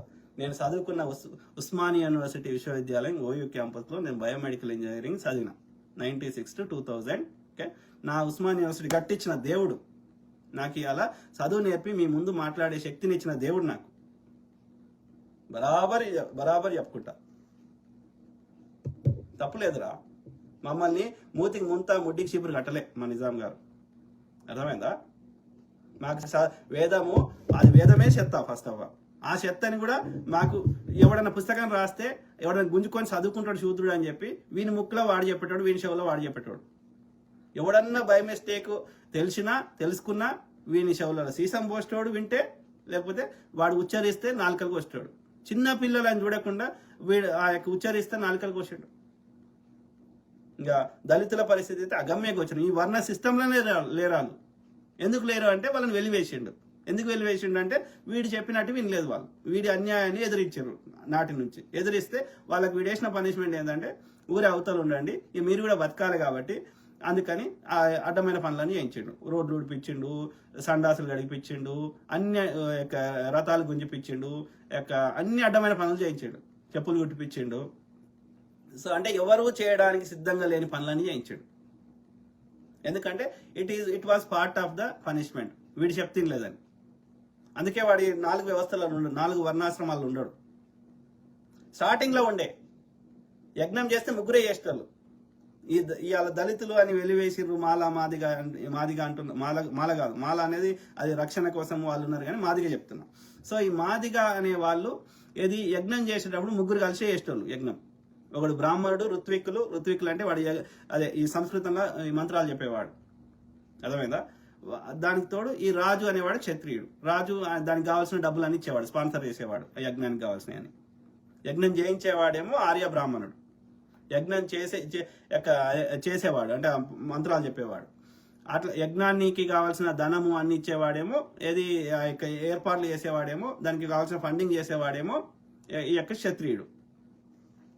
దీనిలో అయితే ఈ మళ్ళీ మాదిగ వాడు ఎందుకు వచ్చాడు? మాదిగ అనేది శూద్రులలో అంటే ఇప్పుడు బీసీలు అంటున్నాం కదా, శూద్రులలో ఒక కులం, అన్ని కులాల లెక్క ఒక కులం. రెడ్డి, ఇవాళ రెడ్డి, అది రెడ్డి అనేది రాష్ట్ర కూటలు వచ్చినాక రడ్డా అట్లా అయింది, కానీ వాళ్ళు కూడా ఈ శూద్రులలో ఒక భాగం. ఓకే, ఈ కమ్మ, కాపు వీళ్ళంతా శూద్రులే. ఈ వర్ణ వ్యవస్థలో వాళ్ళు క్షత్రియులు కాదు. ఓకే, సో ఆ క్రమంలో ఈ మాదిగ వాళ్ళు ఏంటంటే ఈ యజ్ఞం చేసేటప్పుడు ఈ బలి ఇచ్చేవారు కదా, జంతువులు కానీ, అశ్వాలు కానీ, మనుషులు కానీ ఏవైనా బలి ఇస్తే వాటిని చర్మం తీసేసి వాటిని ముక్కలుగా కట్ చేయాల్సిన బాధ్యత ఎవరిదిరా అంటే ఈ శూద్రుల ఒక కులమైన మాదిగ. అంటే యజ్ఞంకి ముగ్గురు అవసరం. ఒకరేమో యజ్ఞం చేపించడానికి కావాల్సిన ఆర్య బ్రాహ్మణుడు, మంత్రాలు చదివేవాడు. ఇంకోడేమో దానికి కావాల్సిన ఫండింగ్ ఏర్పాటు చేసే రాజు, క్షత్రియుడు. వీళ్ళిద్దరు కాకుండా ఆ ప్రసాదంగా ఆ యజ్ఞానికి సమర్పించినటువంటి బలిచ్చినటువంటి జంతువులని కట్ చేసి ఆ పాకశాల కంటే వంటశాలకు పంపి వాటిని 10 మందికి వడ్డించి వార్చేవాడు ఎవడరా అంటే మాదిగ, ఈ శూద్రుల కులమైన మాదిగవాడు. అర్థమైందా? సో అందుకని ఈ యొక్క బ్రాహ్మణుడు, ఆర్య బ్రాహ్మణుడు ఈ యొక్క మాదిగ వాళ్ళని పెళ్లి చేసుకునేవాడు. ఇప్పుడు గౌతముడి భార్య అహల్య ఎవరు? ఆ యొక్క వశిష్ఠుడి భార్య, ఆ యొక్క ఆమె పేరేంది, అరుంధతి నక్షత్రం అంటారు కదా, అరుంధతి ఎవరు? మాదిగ. మరి ఈ ఆర్య బ్రాహ్మణునికి ఈ మాదిగ స్త్రీ ఎట్లా భార్య అయింది? అంటరాని వాళ్ళని ఎట్లా భార్య చేసుకున్నారు? So that it self shows వీళ్ళు. అయితే ఏమైంది అంటే ఒకానొక స్థాయిలో ఈ అందరూ ఈ హింసను చూడలేక, ఏ స్థాయికి హింస పెరిగింది ఈ యొక్క బలిచ్చే కార్యక్రమాలంటే, ఇక వ్యవసాయం చేయడానికి కూడా పశువులు లేని రోజులు వచ్చినాయి. అందుకని చాలా మంది ఏం చేశారంటే ఈ యొక్క బుద్ధిజము, జైనిజము, వేరే సాంప్రదాయాలకు వెళ్ళిపోయే ప్రయత్నం చేస్తుంటే, ఇక దీన్ని కాపాడుకోవడం కోసం ఈ రాజులతో సహా వెళ్ళిపోతే ఇక వీడు రియలైజ్ అయ్యింది అన్నట్టు ఇది తప్పు అని. అప్పుడు ఈ యొక్క జంతువులను చంపొద్దు అంటే, ఈ బలి ఇవ్వద్దు అంటే చెప్తే ఏమన్నారు, తినొద్దు, ఇవ్వద్దు, ఇట్లా ఉండాలి అని చెప్తే మెజారిటీ ప్రజలు ఏమన్నారంటే మేము ఇన్ని రోజులు తింటున్నాం, మేము తింటాము అన్నాం. ఈ బ్రాహ్మణుడు ఏమన్నాడంటే నేను తినా అన్నాడు.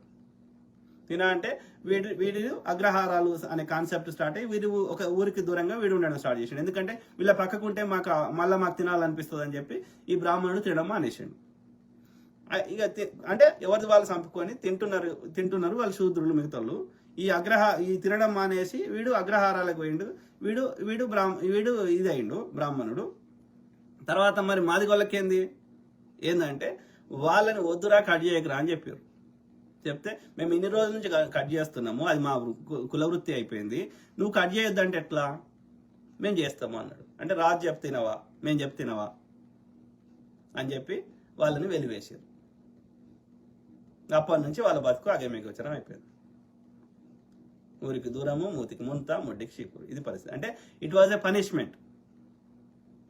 సో కాబట్టి మా నిజాం మాకు దేవుడురా, మాకు రథం గుంజిపించింది, మమ్మల్ని మా స్త్రీలని బట్టలు లేకుండా మరి దేవునికి పూజ చేస్తారు, దేవునికి పెళ్లి చేసి మరి ఎవడైనా వాడుకుంటారు. దేవునికి పెళ్లి చేసే కాన్సెప్ట్ ఏంటంటే వీనికి పెళ్లి చేస్తున్నారు అని చెప్పకుండా దేవుని పేరు చెప్పి పెళ్లి చేస్తున్నారు అన్నట్టు. అంతే. దేవుని పేరు చెప్పి ఇప్పుడు దోసుకుంటలేరా? గుళ్ళల్లో వచ్చే సంపద అంతా దోసుకుంటలేరు దేవుని పేరు చెప్పి. అట్లనే దేవుని పేరు చెప్పి స్త్రీని ఎంజాయ్ చేయడానికి. మిగతా సమయాల్లో అంటరానిది కానీ ఆ కార్యక్రమం చేసేటప్పుడు అంటది. అంటే ఎంత మూర్ఖులు ఆలోచన. ఏ బ్రాహ్మణ స్త్రీ అన్న ఎక్కడన్నా ఈ శర్మ కానీ బిడ్డనో ఇంకోరన్నా లేకపోతే వీళ్ళ అమ్మనో వీళ్ళ అమ్మమ్మనో ఎవరన్నా అయినరా జోగినీలు? ఈ శర్మ వచ్చి నాకు ముచ్చడి చెప్తాడు. అందరూ అమ్మ యోనిలకెళ్ళి వస్తాం కదరా, మరి బ్రహ్మ ముఖులకెళ్ళి ఆడికెళ్ళి వచ్చినామంటే సమాధానం చెప్పాడు. వాడు వచ్చేసి నిజాం కొట్టినావు, తప్పేముందిరా పుడితే, ఐ ఫీల్ ప్రౌడ్. గాడిది కొడక ఆలోచించండి మిత్రులారా. కొండ్రా జానీ బెంగు తాత బెంగు ఆలుచ్చగా. సో పెరక శ్రీనివాస్ వర్మ, నువ్వు ఎవరు తాత బ్రదర్? ఎవరు తాత? నా వయసు 47. సో పెరక శ్రీనివాస్ వర్మ, నువ్వు నిజాంకి పుట్టినవారా? Yes brother, yes, I'm born to Nizam, correct. I feel proud to say that. ఎందుకంటే నిజాం మా దేవుడు కాదు, ఈ లుచ్చనా కొడుకు లెక్క కాదు. నజీర్ సయ్యద్ అన్నా, నమస్తే to all my brother sister. Sampath Adumulla, అరే నీది ఖచ్చితంగా అక్రమ సంతానం. Yes brother, I feel proud. నాకు నిజాంకి పుట్టిండ్రు అంటే ఐ ఫీల్ ప్రౌడ్, నేను గర్వపడతా. ఎందుకంటే నాకు బువ్వబెట్టేటోడు కావాలి కానీ నాది ఎత్తుకుపోయేటోడు నా మీద బురదాలుతా అంటే ఎందుకురా? ఆరిని కుట్టినా అనుకుంటే ఇక అంటే ఏదో జన్మల పాపం చేస్తే ఆరిని కుడతావు. Nawazuddin Madani Mohammad, thank you to all my brothers sisters friends everyone. Nagaraju Dodda ఏమంటున్నావు? నువ్వు తెలుసుకోరా, ముందు ఎవరికి పుట్టావు? అందరు ఒకటే కామెంట్ చూడండి మిత్రులారా, ఒక్కడన్నా డిఫరెంట్గా పెడతలేడు ఈ అంధభక్తుడు. ఎస్, నేను నిజాంకే పుట్టినా. అతనికి తెలిసింది చెప్తున్నాడు, నీకు ఏమైనా రాంగ్ చెప్తాడు అనిపిస్తే ప్రూఫ్ పెట్టు. ఆయన తిడుతున్నట్టున్నాడు. నాకు తెలిసిందే కాదు కదా, నేను ప్రాపర్గా రీసెర్చ్ చేసి నేను చదువుకుని నేను ఆధారాలతోటే మాట్లాడతా. నేను గాలి మాటలు చెప్పాల్సిన అగత్యము అవసరము నాకు లేదు. Okay, simple. నేనేం రాజకీయ నాయకుని కాదు, నాకు రాజకీయాల వీక్కి నాకు ఏదో 4 ఓట్లు తెచ్చుకొని పీకాలని అట్లా లేదు. కాబట్టి మీ దుర్మార్గులు, మీరు చరిత్రను వక్రీకరిస్తున్నారు మీ స్వార్థం కోసం. కాబట్టి మీ దుర్మార్గాల్ని అరికట్టడానికి నేను ఇండియాలో ఉస్మాన్ యూనివర్సిటీలో ఇది అండర్ గ్రాడ్ బయోమెడికల్ ఇంజనీరింగ్ చదివి అమెరికాలో మాస్టర్స్ చేసి 20 ఏళ్ళు, దాదాపు 20 ఏళ్ళు ఒక సాఫ్ట్వేర్ ఇండస్ట్రీలో పనిచేసి, ఓకే, నాకున్న తెలివితేటలు, నాకున్న అనలిటికల్ స్కిల్స్ నేను ప్రజలకు ఏమైనా యూజ్ కావాలన్న ఉద్దేశంలో చెప్తాను. అర్థమైందా? నాకు చెత్త చెప్పాల్సిన అవసరం కానీ అగత్యం కానీ లేనే లేదు. అర్థమైందా? సింపుల్. మీకు కూడా ఎందుకు ఉందో నాకు అర్థమవుతలేదు. ఈ బనియాలు చచ్చిపోరా, ఇవ్వంది వాడు సెల్ఫ్ అనలైజ్ చేసుకోండి. అరే మా తాత లేడు, మా ముత్తాత లేడు, నేను కూడా ఏదో రోజు పీక్తా అన్నప్పుడు ఎందుకు నేను అంతా లైఫ్ని కాంప్లికేటెడ్ చేసుకొని దోసుకొని ఇట్లా అబద్ధాలు చెప్పి ఇట్లా మోసం చేసి ఎందుకు బతకాలి అనేది ఎవరిది వాళ్ళు సెల్ఫ్ అనలైజ్ చేసుకోండి. అరే అంధభక్తుడా, ఆలోచించుకో. మీ తాత ఉన్నాడా అయ్యాలా? మీ ముత్తాత ఉన్నాడా? నువ్వవా? మరి ఎందుకురా? ఎందుకు నువ్వు ఆని కుట్టినవా, ఈయన కుట్టినవా? నేను ఎవరిని కుడితే ఏంది? నేను చెప్పిన ముచ్చట తప్ప రైటా? చర్చ దాని మీద ఉండాలి. వై నేను ఎవరిని కొడితే అది ప్రజా సమస్య కాదు కదా, నేను ఎవరికో పుట్టినా అనుకో, అది ప్రజా సమస్యనా? నేను చెప్పిన ముచ్చట తప్ప రైటా? నిజాం అవి కట్టిండా కట్టలేదా? ఉస్మాన్ యూనివర్సిటీ నిజాం కట్టించిండా లేదా? ఉస్మాన్ యూనివర్సిటీ చదువుకుంటున్న వాళ్ళు హిందువులా కాదా? అది చర్చ పెట్టు. నేను ఎవరిని కొడితే నీకేం సంబంధం? ఏం సంబంధం? దానివల్ల ఎవరికి నష్టం జరుగుతలేదు కదా, అది చర్చ కాదు కదా. అంటే నేను చెప్పిన ముచ్చట నీకు ఎక్కడో కాలుతుంది, నీ కింద ఎడన కాలుతుంది. కాబట్టి నీకు దానికి సమాధానం లేదు. కాబట్టి ఆ నిజాన్ని అంగీకరించే నీ జీల దమ్ము లేదు. కాబట్టి నువ్వు ఆని కొట్టినావు, నువ్వు ఈని కొట్టినావు, నువ్వు పాకిస్తాన్ పో, నువ్వు ఇంకో దేశం పో, నువ్వు వేరే దేశం నుండి ఇడికి రా, చెయ్యి. ఆడ అంతమంది ఉన్నారు. తెలంగాణ విషయం పొద్దుగాలైతే మాట్లాడుతుండు, పృథ్వీ మాట్లాడుతుండు. ఏం చేస్తావు చేయరా చూద్దాం. తులసి చంద్ మాట్లాడుతుంది, ఇంకోరు మాట్లాడుతున్నారు, మహువా మీడియామే మాట్లాడుతుంది, కాల్వ సుజాత మాట్లాడుతుంది, ఇంకోరు మాట్లాడుతారు. చేయరా వాళ్ళని ఏం చేస్తావు? ఆడున్న ఏం చేయాలంటాడు కానీ ఈడున్నాని చెప్తాడంట. ఆడున్నా ఈడున్నా గుద్దని పట్టుకొని బతకాలని. అర్థమైందా? పెంట వచ్చేదాకి బతకాలి మీ బతుకులకి. మీరు మనుషులు. అది వద్దనే పారవదు. అది పాలు పారవస్తలేదు, రక్తం పారవస్తలేదు. అది ఉచ్చ గట్టి కాకుండా చచ్చిపోతుంది కాబట్టి పారవస్తుంది. అపెండిక్స్ వలితే చచ్చిపోతాం కాబట్టి ఆ యొక్క మల పదార్థము రక్తంలో కలవద్దు. కాబట్టి ఆడవాడికన్నా కలిస్తే ఇమ్మీడియట్గా హాస్పిటల్ తీసుకుపోతారు. ఆవు పెండ ఆవు రక్తంలో కలిస్తే ఆవు చచ్చిపోతుంది. దాన్ని తాగు, పూసుకో, రాసుకొని లంచ కొడుకు మీరేం చెప్తారా? బర్రె ఆవు రెండు ఒకటే తీరు ఉంటాయి. దానికి 4 కాళ్ళు ఉంటాయి, దీనికి 4 కాళ్ళు ఉంటాయి. అది పాలిస్తుంది, ఇది పాలిస్తుంది. దాని పాలు తెల్లగా ఉంటాయి, దీని పాలు తెల్లగా ఉంటాయి. దాని రక్తం ఎర్రగా ఉంటుంది, దీని రక్తం ఎర్రగా ఉంటుంది. అది ఉచ్చ వస్తుంది, ఇది ఉచ్చ వస్తుంది. అది పెండేస్తుంది, ఇది పెండేస్తుంది. ఇదేమో దేవత అంట, అదేమో రాక్షస అంట. దాన్ని చంపుకొని ఇలా ఈ విదేశాలకి ఎగుమతి చేస్తున్నారు. ఇలా ఇండియా ప్రపంచంలోనే 2వ బీఫ్ ఎక్స్పోర్ట్ దేశం. లంచ కొడుక. ఇది తెల్లగా ఉంటేనేమో దేవత ఎట్లాయే, అది నల్లగా ఉంటేనేమో రాక్షస ఎట్లాయే. ఇంకా అదే ఫ్యాట్ కంటెంట్ ఎక్కువ ఉంటుంది, అవే పాలు శ్రేష్ట టేస్ట్ బాగుంటాయి, అదే నెయ్యి ఇంకా టేస్ట్ ఉంటుంది ఈ ఆవు దానికంటే. ఇది ఎట్లా శ్రేష్టమాయే, అది ఎట్లా గలీజాయరా? దాన్ని ఎట్లా చంపబడుతుంది? నల్లగుందని. ఇది తెల్లగుందని ఎట్లా దేవత లెక్క మొక్క పడుతుంది లంచ కొడుక? ఇట్లా నేను అడిగితే నేను దేశద్రోహిని, నువ్వు హిందువు కాదు, నువ్వు ఆనికి పుట్టినావు, నువ్వు ఈని పుట్టినావు, నువ్వు అర్బన్ నక్సలైట్వి, దొంగ నా కొడుక. పోని బతకడానికి నీకు బతుకు తెరుగు లెక్క వచ్చిన బాడకవి నువ్వు మాకేం చెప్తావురా? ఈ హల్దీరామ్ ఆడ పెట్టుకో, ఈ డాడూస్ ఆడ పెట్టుకో, ఈ మార్వాడి షాప్ ఆడ పెట్టుకో. ఈడకెందుకు వచ్చినావు బే? ఆడ పెట్టుకోరాదు? నీకు వ్యాపారం ఏడైనా ఇవ్వచ్చు కదా, ఈడకెందుకు వచ్చినావు బే? ఓ ఆంధ్రాలో పెట్టుకోపోరి. నీ రామోజీ ఈడెందుకు వచ్చినావు బే? పెట్టుకోపో. బోసిడికే నీ చందన బ్రదర్స్ ఆడ పెట్టుకోపో. గతి లేక వచ్చినావు బాడకవి మాకేం చెప్తావురా? చీరుతాం బిడ్డ. అర్థమైందా? తెలంగాణలో అంటారు కదా, ఉప్పు కారం వేస్తారు అంటారు కదా, అట్లా వేస్తాం. బాడకావు బతకరానికి వచ్చినాడు మాకు చెప్తావురా? అన్యాయాన్ని తీసుకోం, మీ అబ్యూజ్ తీసుకోం. మీరు అందుకే మీరు కల్మషం ఉంటుంది, మీకు దోస్తులు ఉండలేరు. అర్థమైందా? మీ వెనకాల మీరు గోతులు తవ్వుకుంటారు. మా తెలంగాణ అట్లా కాదు, ఉన్నంతసేపు మంచుకుంటాం. నువ్వు ఎప్పుడైతే దొంగనా కడుకో అని తెలిస్తే ఊరుకోం. అర్థమైందా? మీరు అట్లా కాదు, ముందట నాన్నగారండి అని దీర్ఘాలు తీసి మాట్లాడతారు. నాన్నగారిని గారండి అంటే నాన్నని దూరం చేస్తున్నట్టు కదరా. ఆ తెలంగాణ బాబు, ఏందే బాబు అంటాం, ఏందే చెల్లె అంటాం. ఆ ప్రేమాప్యాతలు ఎడదొచ్చినాయి. ఎవడన్నా చుట్టపోని దూరపోని గౌరవంగా పిలుస్తారు, కానీ ఇంట్లో వాళ్ళని కూడా అట్లా పిలుస్తారా? పెళ్ళంగారండి, భర్త గారండి, రాజుగారండి, గట్టిగా ఇది చేశారండి. ఇదా ముందట తీజగా మాట్లాడి వెనక గూటం పెడతారా? మేము పెట్టాం అట్లా. మేము ముందట అట్లే ఉంటాము, వెనకట అట్లే ఉంటాం. ఇలా మీరు బతకడానికి వచ్చి ఇలా మీ ఒక్క ఛానల్ అన్నా తెలంగాణ యాస లేకుండా మాట్లాడుతున్నారా? ఆంధ్రోడు తెలంగాణ యాస మాట్లాడితే ఎట్లా పాడవుతుంది? ఇప్పుడు మాధవి మాట్లాడుతుంది, ఎట్లా పాడవుతుంది? ఏం సిగ్గుచరం ఉండాలి. అర్థమైందా? కులం పిచ్చి తప్ప ఏం పాడైందిరా ఆంధ్రప్రదేశ్లో? వాడు చౌదరి అంట, వాడు ఇదంట, బంక అంట, బల్లం అంట, దొంగ పాడుకో. మొత్తానికి రాజేష్ మామిడి పెళ్లి చేయాలి బ్రదర్, చేయాలి. మొత్తానికి బత్తాయిల రసం పెండుతున్నారు బ్రదర్. అసలు మీరు మాట్లాడిన ఒక్క విషయంలో కూడా అవును కాదు అని ఎవరు విభేదించట్లేదు. బత్తాయిలు వచ్చి బూతులు తిట్టి వెళ్ళిపోతున్నారు. మనం బూతులు తిడుతున్నాం అంటే వాడి నిజాన్ని అంగీకరించలేకపోతున్నాడు. సో వీఆర్ సక్సెస్ఫుల్, మీరు successful. Okay, yes brother, Rajesh Mamidi brother. చేద్దాం వీళ్ళ బతుకులు బస్ స్టాండ్ చేద్దాం ఈ బాడుకోలేదు. ఎందుకంటే తప్పదు.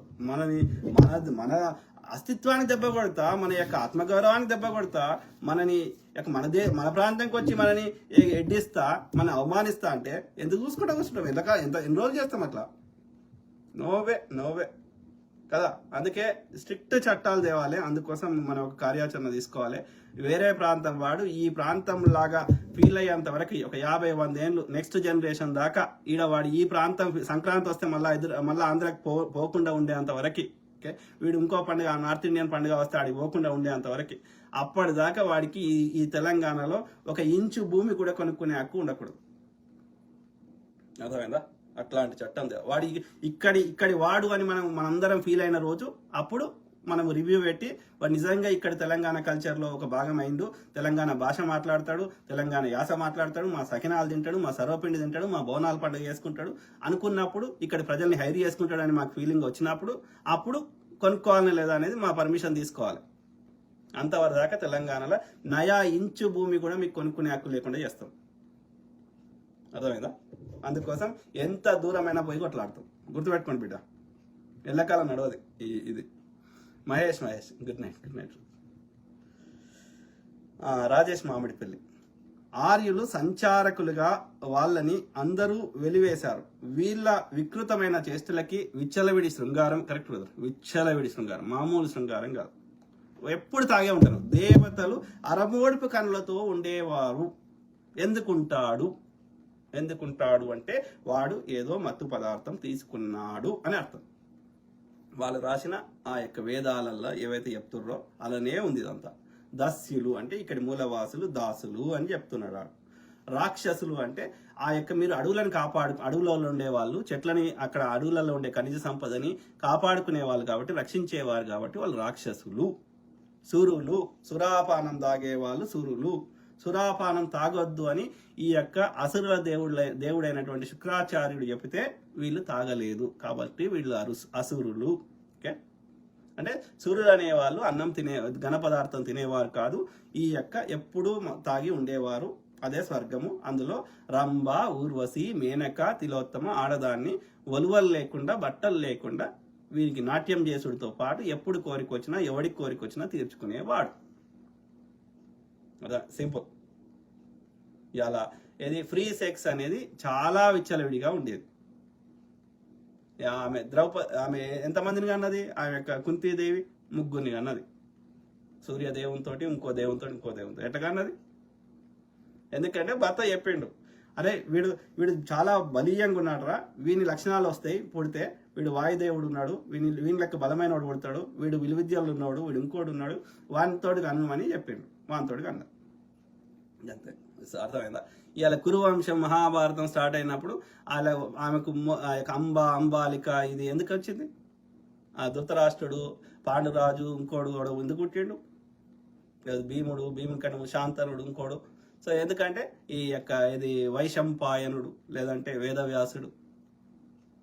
ఎందుకంటే ఆయనకి పిల్లలు పుడతలేరు, అందుకని అట్లా వేరే వాళ్ళతో కనాల్సి వచ్చింది.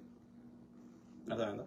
సో ఇది అంటే ఇక్కడ ఏం చెప్తున్నాం, ఆ రోజులలో ఫ్రీ సెక్స్ అనేది ఉందే. పిల్లలు కాకపోతే ఇవాళ ఎట్లయితే ఈ యొక్క ఏమంటారు ఈ IVF సెంటర్లకు పోయి ఎగ్ అవి ట్రాన్స్ఫర్ చేసుకుంటారు కదా, అట్లా కాకుండా వాళ్ళు ఎమోషనల్ కనెక్షన్ లేకుండా సెక్స్ చేసేవారు. అట్లా అది కాకుండా గాంధర్వ వివాహాలు, ఎవరికి నచ్చిన వాళ్ళతోటి వాళ్ళు సెక్స్ చేసుకోవడం వెరీ కామన్ ఉండేది వీళ్ళ కల్చర్లో అనేది మనకు అర్థమవుతుంది. జర్ర అందంగా ఉన్న ఏ స్త్రీనైనా, ఎవరికి ఆ స్త్రీ అయినా ఈ పురుషుడైనా అనుభవించే వాళ్ళు ఆ రోజుల్లో. ఇది ఆర్యుల కల్చర్, ఇది మూలవాసుల కల్చర్ కాదు. సో ఇక్కడ ఈ అసురులు ఎందుకు కొట్లాడారు? పరిపాలన కోసం కొట్లాడారు. వాని ఆధిపత్యాన్ని మాకు వద్దు అని కొట్లాడారు ఈ మూలవాసులు. ఆ మూలవాసులే అసురులు, నరకాసురుడు.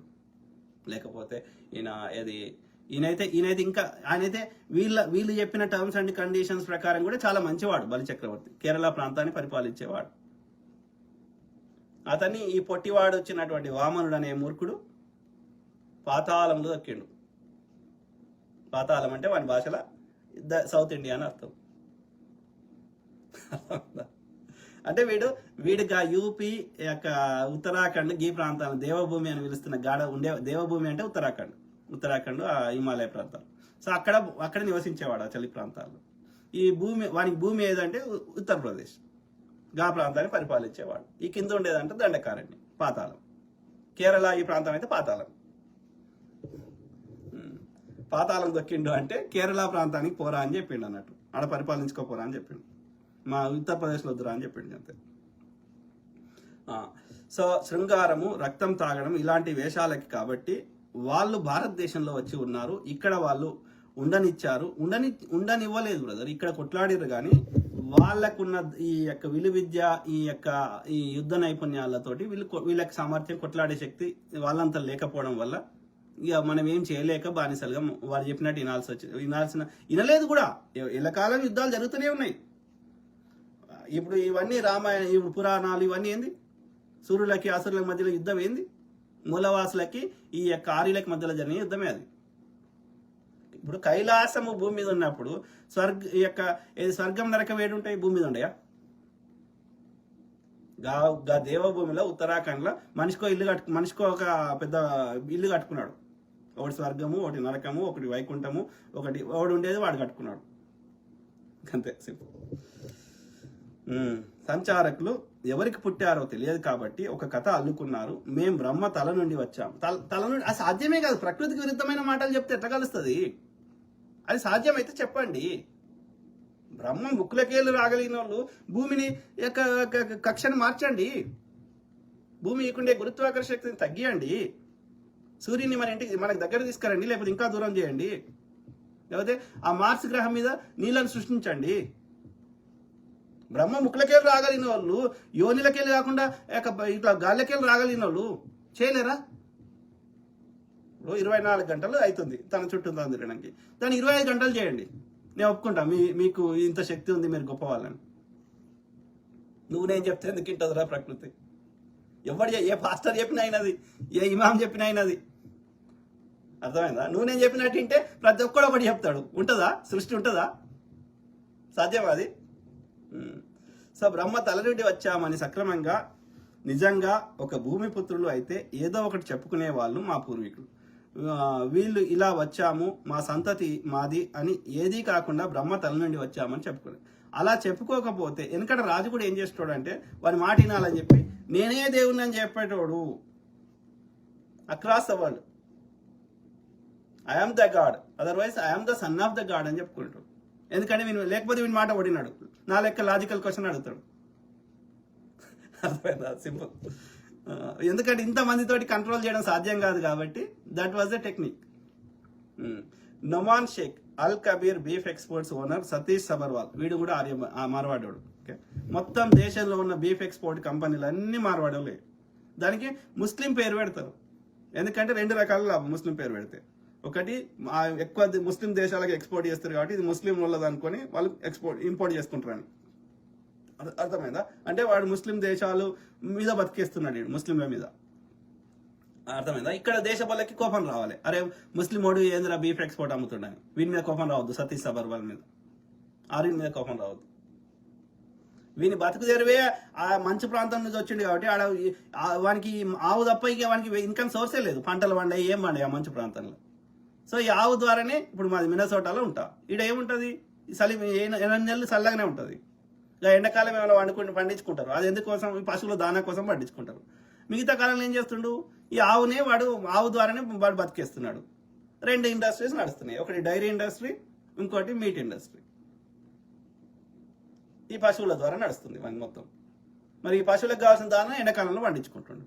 ఆ ఎండాకాలంలో పండించుకున్న దానా మిగతా 8 నెలలు సరిపోతుంది. సేమ్ థింగ్ వాడు కూడా అంతే, ఈ ఆవు మీద బతికేసిండు వాడు. ఆవు నుంచి వచ్చే పాలు, ఆవు నుంచి వచ్చే నెయ్యి, ఆవు నుంచి వచ్చే పిడకలు, ఆవు నుంచి వచ్చే ఉచ్చ, ఏదైనా వానికి. అందుకని వాడు బతుకు తెరివే అది కాబట్టి ఆవు వానికి దేవత. మరి ఆవు దేవత అయినప్పుడు మనకు బర్రె కూడా దేవత కావాలి. కాబట్టి ఇది నల్లగా ఉంది కాబట్టి, ఇది శూద్రులది కాబట్టి వాడు వీళ్ళు శూద్రులు కాబట్టి వాడు బ్రహ్మ ముక్కులకి వెళ్ళి వచ్చిండంట, మనం ముడ్డిలకి వెళ్ళి వచ్చినామంట. ఇది చెప్తుండే వాడు, పిట్ట కథ చెప్తుండే. కేవలం ఆధిపత్య ధోరణి, అంతకుమించి వెళ్ళదాడు. నొమాన్ షేక్ అన్న, డిఎం యువర్ వాట్సాప్ నో. తప్పకుండా బ్రదర్, నొమాన్ షేక్ బ్రదర్, నాకు ఇది మెసెంజర్ పెట్టు ఫేస్బుక్లో, నేను నీకు రిప్లై ఇస్తాను. సయ్యద్ మజహర్ సలీం, హాయ్ అన్న, నమస్తే. నమస్తే బ్రదర్. సో ఏమంటుండ్రు, రాజేష్ మామిడిపల్లి ఏమంటుండ్రు, అమెరికాలో నేటి అమెరికన్స్కి ఎన్ని చట్టాలు ఉంటాయి, అలాగే తెలంగాణలో కూడా చేయాలి. ఇంకా ఆస్ట్రేలియాలో, ఇంకా అనేక దేశాల్లో మూలవాసులకి అనేక చట్టాలు ఉంటాయి. Correct brother. అంతేందుకు మనం ఇప్పుడు ఇస్లామిక్ దేశాల్లో, మనం దుబాయ్లో మనం ల్యాండ్ కొనుక్కోలేం, అర్థమవుతుందా? సో కాబట్టి చాలా దేశాలు ఉన్నాయి, మన దేశంలో కూడా. ఇప్పుడు ఇది 7 సిస్టర్స్ అంటారు కదా, అక్కడ కొనుక్కోలేం మనం ల్యాండ్. మొన్నటిదాకా కాశ్మీర్లో కూడా కొనుక్కోలేకుండే. ఈ అదాని కొనుక్కోవడానికి ఆ చట్టం, అది ఓన్లీ 370A రిమూవ్ చేసిండు, బి ఇంకా అట్లనే ఉంది. సో వీడు దోపిడీ చేస్తున్నాడు ఈ ఆర్యుడు, మొత్తం సంపద, భూములు అని. సునీల్ రిషి బ్రదర్, ఆకలిని అయినా భరిస్తాం కానీ అవమానాన్ని భరించలేం. కరెక్ట్ బ్రదర్, కరెక్ట్ చెప్పినావు, వెల్ సెడ్. ఎందుకంటే ఒకసారి నేను నా ఆత్మగౌరవం చంపుకున్నాక నేను జీవోక్షేమంలాగా బతకాలి. నేను బతుకున్న శవాన్ని, అంతే కదా. సో కాబట్టి correct, well said brother. Sunil Rishi correct. బతకడానికి వచ్చిన బాడకావులు కూడా మనకు నీతులు చెప్పే స్థాయికి వచ్చారు. Simple brother. ఇప్పుడు మేము 1000 రూపాయలు వస్తే తాగివంటే, మరి మా పిల్లని ఎవడు చదివిపిస్తుండు, ఎవడు పోషిస్తున్నాడు చెప్పమని అడుగుతున్నా. ఒక ఆటో డ్రైవర్ అన్న తాగివంటే ఆయన కుటుంబాన్ని ఎవడు పోషిస్తున్నాడో చెప్పమంటున్నా. ఒక వ్యాపారి, లేకపోతే పొద్దుగాల, ఇప్పుడు ఏది ఊర్లలో అయితే 4 గంటలకి, లేకపోతే కొన్నిసార్లు రాత్రిపూట అక్కడ బాయిల కాడే పడుకొని, ఆ పాములు జర్రీలు వస్తాయని తెలిసి కూడా ఏది ఆనే పడుకొని, కరెంట్ ఎప్పుడు వస్తుందో ఎప్పుడు పోతుందని ఆ యొక్క మోటార్ ఆన్ చేసి, ఎప్పుడు కరెంట్ వస్తే అప్పుడు ఆన్ చేసి తన పంట పొలానికి నీళ్లు అందించుకునే ప్రయత్నం చేసే రైతు ఈ ఏడా తాగి వనరు అయ్యా. ఊర్లలో 4 గంటలకే లేచిపోయి బాయికాడికి పోయి వాళ్ళ ఇది పంట నీళ్లు పెట్టి ఆ చీకట్లనే ఆ యొక్క ఇది కాలకృత్యాలు తీర్చుకొని ఒక 6-7 వరకు ఇంటికి వస్తారు. వాళ్ళకి వ్యవసాయం కాడ ఏమేమి చిన్న చిన్న పనులు ఉంటాయి చేసుకొని. ఎడదాగి వనరు అయ్యా. పత్తేరే అవ్వ, ఆమె ఎరడానికి పోయి కైకిలికి పోయి నాట్లేసే అవ్వ, ఆమె ఎడదాగి ఉన్నది అయ్యా. మేము దాగివంటే మరి మమ్మల్ని నువ్వు పోషిస్తున్నావా? అన్ని పచ్చి అబద్ధాలు. ఎందుకంటే మనని చిన్నగా చేసి మన మీద వాడు రాజ్యం వెళ్ళే ప్రయత్నం చేస్తున్నాడు. ఎట్లా, ఎందుకు భరిస్తాం, ఎందుకు తీసుకుంటాం నీ చెత్తని? తండ్రి ధర్మేశుడే. వచ్చిన బాడ్కావులు మనకు నీతులు చెప్పే స్థాయికి వచ్చారు. ఇంకో విషయం బ్రదర్, మన వాళ్ళలో కూడా మార్పు రావాలి. మనోళ్ళకి సపోర్ట్ చేయాలి, కానీ కొంతమంది లుచ్చాగాళ్ళు బయట వాళ్ళకి సపోర్ట్ చేస్తారు. ఎందుకంటే వాళ్ళు బయట వాళ్ళ లుచ్చనా కొడుకులు ఇచ్చి దోపిడీ చేసుకున్న దానికి వెళ్ళి వీనికి చిల్లర ఇస్తాడు కాబట్టి, ఎస్పెషల్లీ బీజేపీ బాడుకోళ్ళకి ఇస్తుండు కాబట్టి వీళ్ళు సపోర్ట్ చేస్తున్నారు. ఎందుకంటే బీజేపీ పార్టీ పెట్టింది, నడిపిస్తుంది ఆర్య బనియాలు, ఆర్య బ్రాహ్మణులు కాబట్టి. నేను ఇలా 1% కూడా నా సొంత కవిత్వం చెప్తాలే మీకు. నేను అలా ఏమైనా యాడ్ చేసినా అనిపిస్తే ఇగో నీకు వినిపిస్తుంది చూడు. వాడు బీజేపీ అఫీషియల్ స్పోక్స్ పర్సన్ చెప్పిండు. ఏడాడు ఏడున్నాడు. సో ఏం చెప్పిండు వాడు బీజేపీ వాడు చూద్దాం. బీజేపీ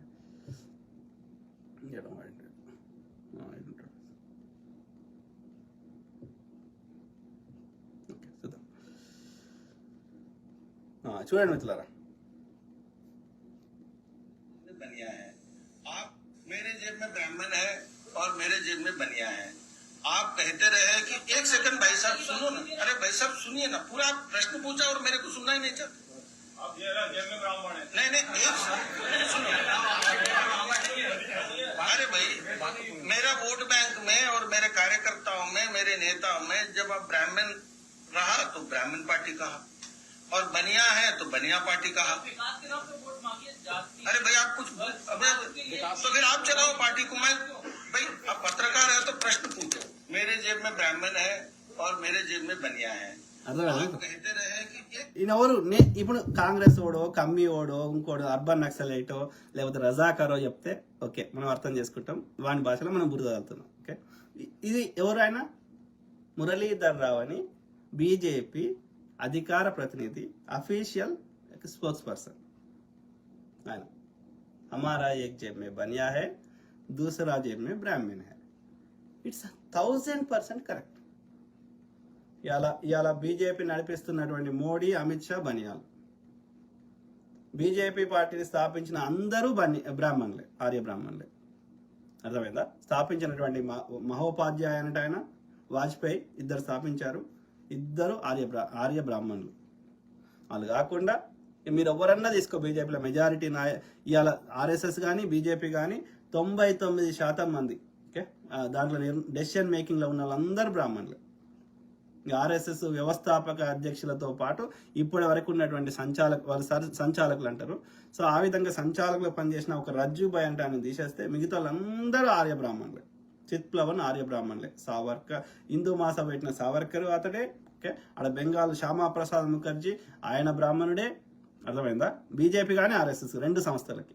ఆర్ఎస్ఎస్లో ఈ గోల్వాల్కర్ 30 ఏళ్ళు పరిపాలించండు ఆర్ఎస్ఎస్కి అధ్యక్షుడిగా. సో గోల్వాల్కర్ ఆర్ఎస్ఎస్ను పెట్టిన హెడ్గేవాకారు.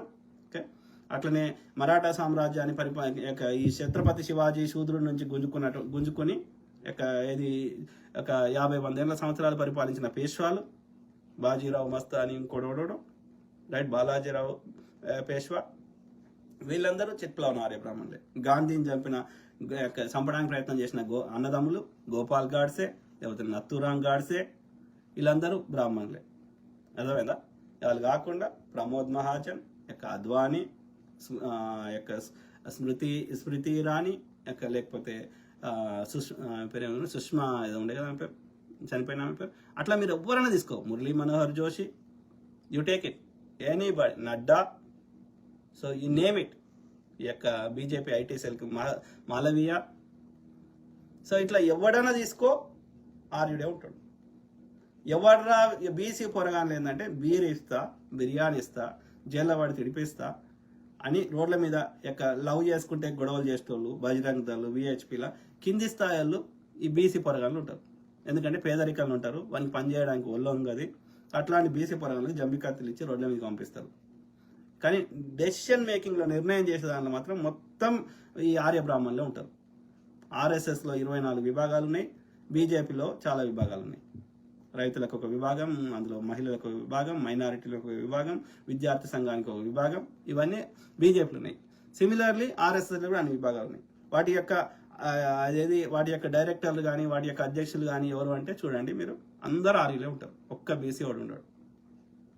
రోడ్డు మీదకి వచ్చి జంబి కత్తులు పట్టుకోవాలి తప్ప. ఇది పరిస్థితి. కాబట్టి అదే ఆర్య బనియాల పార్టీ, ఆర్య బ్రాహ్మణుల పార్టీ. వాడు దేశాన్ని మొత్తం వాని గుప్పిట్లకు తెచ్చుకోవాలని ట్రై చేస్తూ ఉన్నాడు. అర్థమైందా? సో మనం కానియదు, మనం తెలంగాణలో ఎడ్డిగోదల లెక్క బలిగా అవుతుంది. కొంతమంది ఉత్సాహాలు బయట వాళ్ళకి సపోర్ట్ చేస్తుంది. సో అది ఆ క్రమంలో ఇది ఏమన్నావు బ్రదర్? సునీల్ బ్రదర్. సో ఏమంటుండు, బ్రదర్ ఆకలి నేను భరిస్తాం కానీ అవమానాన్ని భరించలేం. Correct brother. బతకడానికి వచ్చిన బాడికావులు కూడా మనకు నీతులు చెప్పే స్థాయికి వచ్చారు. కరెక్ట్. ఇంకొక విషయం బ్రదర్, మన వాళ్ళకు కూడా మార్పు రావాలి. ఇది నేను గతంలో చెప్పిన మళ్ళీ రిపీట్ చేస్తున్నా, మన వాళ్ళకి సపోర్ట్ చేయాలి కానీ కొంతమందిలో. కరెక్ట్. సో నేను దయచేసి రిక్వెస్ట్ చేస్తున్నా, ఈ ఉద్యమాన్ని ఎవరైతే ముందుకు తీసుకోవాలని ఆశిస్తున్నారో, మన వ్యాపారాలని మన అస్తిత్వాన్ని కాపాడాలనుకుంటున్నారో 2 రకాలుగా చేయండి. ప్రజలకి ఏమేం చెప్తున్నా అంటే, దయచేసి 4 రూపాయలు ఎక్కువైనా సరే మన తెలంగాణ వ్యాపారస్తుల దగ్గరనే కొనుక్కోండి. మీకు కాలు మొక్కుతా. కారణం ఏంటి అంటే, ఆ పైసా ప్రతి పైసా మళ్ళీ మనకే వస్తుంది. మన పొరగాళ్ళకి చదువు ఏది ఉద్యోగాలు వస్తాయి, ఏదైనా బడి కడతాము, ఇంకేదైనా కడతాం పనికొచ్చేది, బ్రిడ్జ్ కడతాము, మంచి రోడ్లు వేస్తాము. సో మీరు కట్టే ప్రతి పైసా మనకే యూజ్ అవుతుంది మన వ్యాపారస్తుల దగ్గర కొంటే. ఎందుకంటే మన వ్యాపారి బతుకుతాడు, మన కల్చర్ బతుకుతుంది, మన ఐడెంటిటీ బతుకుతుంది. మన వ్యాపారి ట్యాక్సులు కడతాడు గవర్నమెంట్కి, ఆ గవర్నమెంట్కి వచ్చే ప్రతి ట్యాక్స్ మళ్ళీ మనకే ఖర్చు పెడతారు. కాబట్టి మీరు కట్టిన ప్రతి పైసా 4 రూపాయలు ఎక్కువైనా సరే అది మనకు డైరెక్ట్గా ఇండైరెక్ట్గా యూజ్ అవుతుంది. అర్థమైందా? మీరు పెన్షన్ కావాలంటే వస్తుంది, ఫ్రీ బస్ కావాలంటే వస్తుంది, ఇంకోటి వస్తుంది. ఈ మార్వాడి చెత్త నాకుడి దగ్గర మీరు కొంటే వాడు రిసీట్ ఇయ్యాడు, వాడు డిజిటల్ కూరగాయలు అమ్ముకునే అవ్వ గూగుల్ ఆ జీపే వానికి కడుతుంది, మళ్ళీ ఆడు మార్వాడానికి కడుతుంది. ఏది ఆ జీపే సర్వీస్ వాడుకున్నందుకు. అవ్వ అఫోర్డ్ చేయలేని ఆమె రోజు కూలీ లెక్క పనిచేసే అవ్వ ఆమె రోడ్డు మీద అమ్ముకునే అవ్వ కడుతుంది ఏది వానికి జీపే వానికి మార్వాడానికి ఏది సర్వీస్ ఫీజు. కానీ వీడు మాత్రం ఈ గూగుల్ చాట్లు పెద్ద బడా వ్యాపారాలు చేసేవాడు మాత్రం వాడు క్యాష్ ట్రాన్సాక్షన్ చేస్తాడు. ఎందుకు చేస్తున్నాడు? చాలా లాభం క్యాష్ ట్రాన్సాక్షన్ వల్ల. 1 రూపాయి ట్యాక్స్ కట్టాడు. ఇదంతా డబ్బులు తీసుకొని వాడిని గోదావరిలో దాచిపెట్టుకొని మొత్తం ఈ అప్పులు ఇస్తాడు. అప్పులు ఇచ్చేసి ఒక వడ్డీ ఎంత వసూలు చేస్తాడు? మన సాహుకారు దగ్గర రూపాయి వసూలు చేస్తే వీడు 4 రూపాయలు వసూలు చేస్తాడు.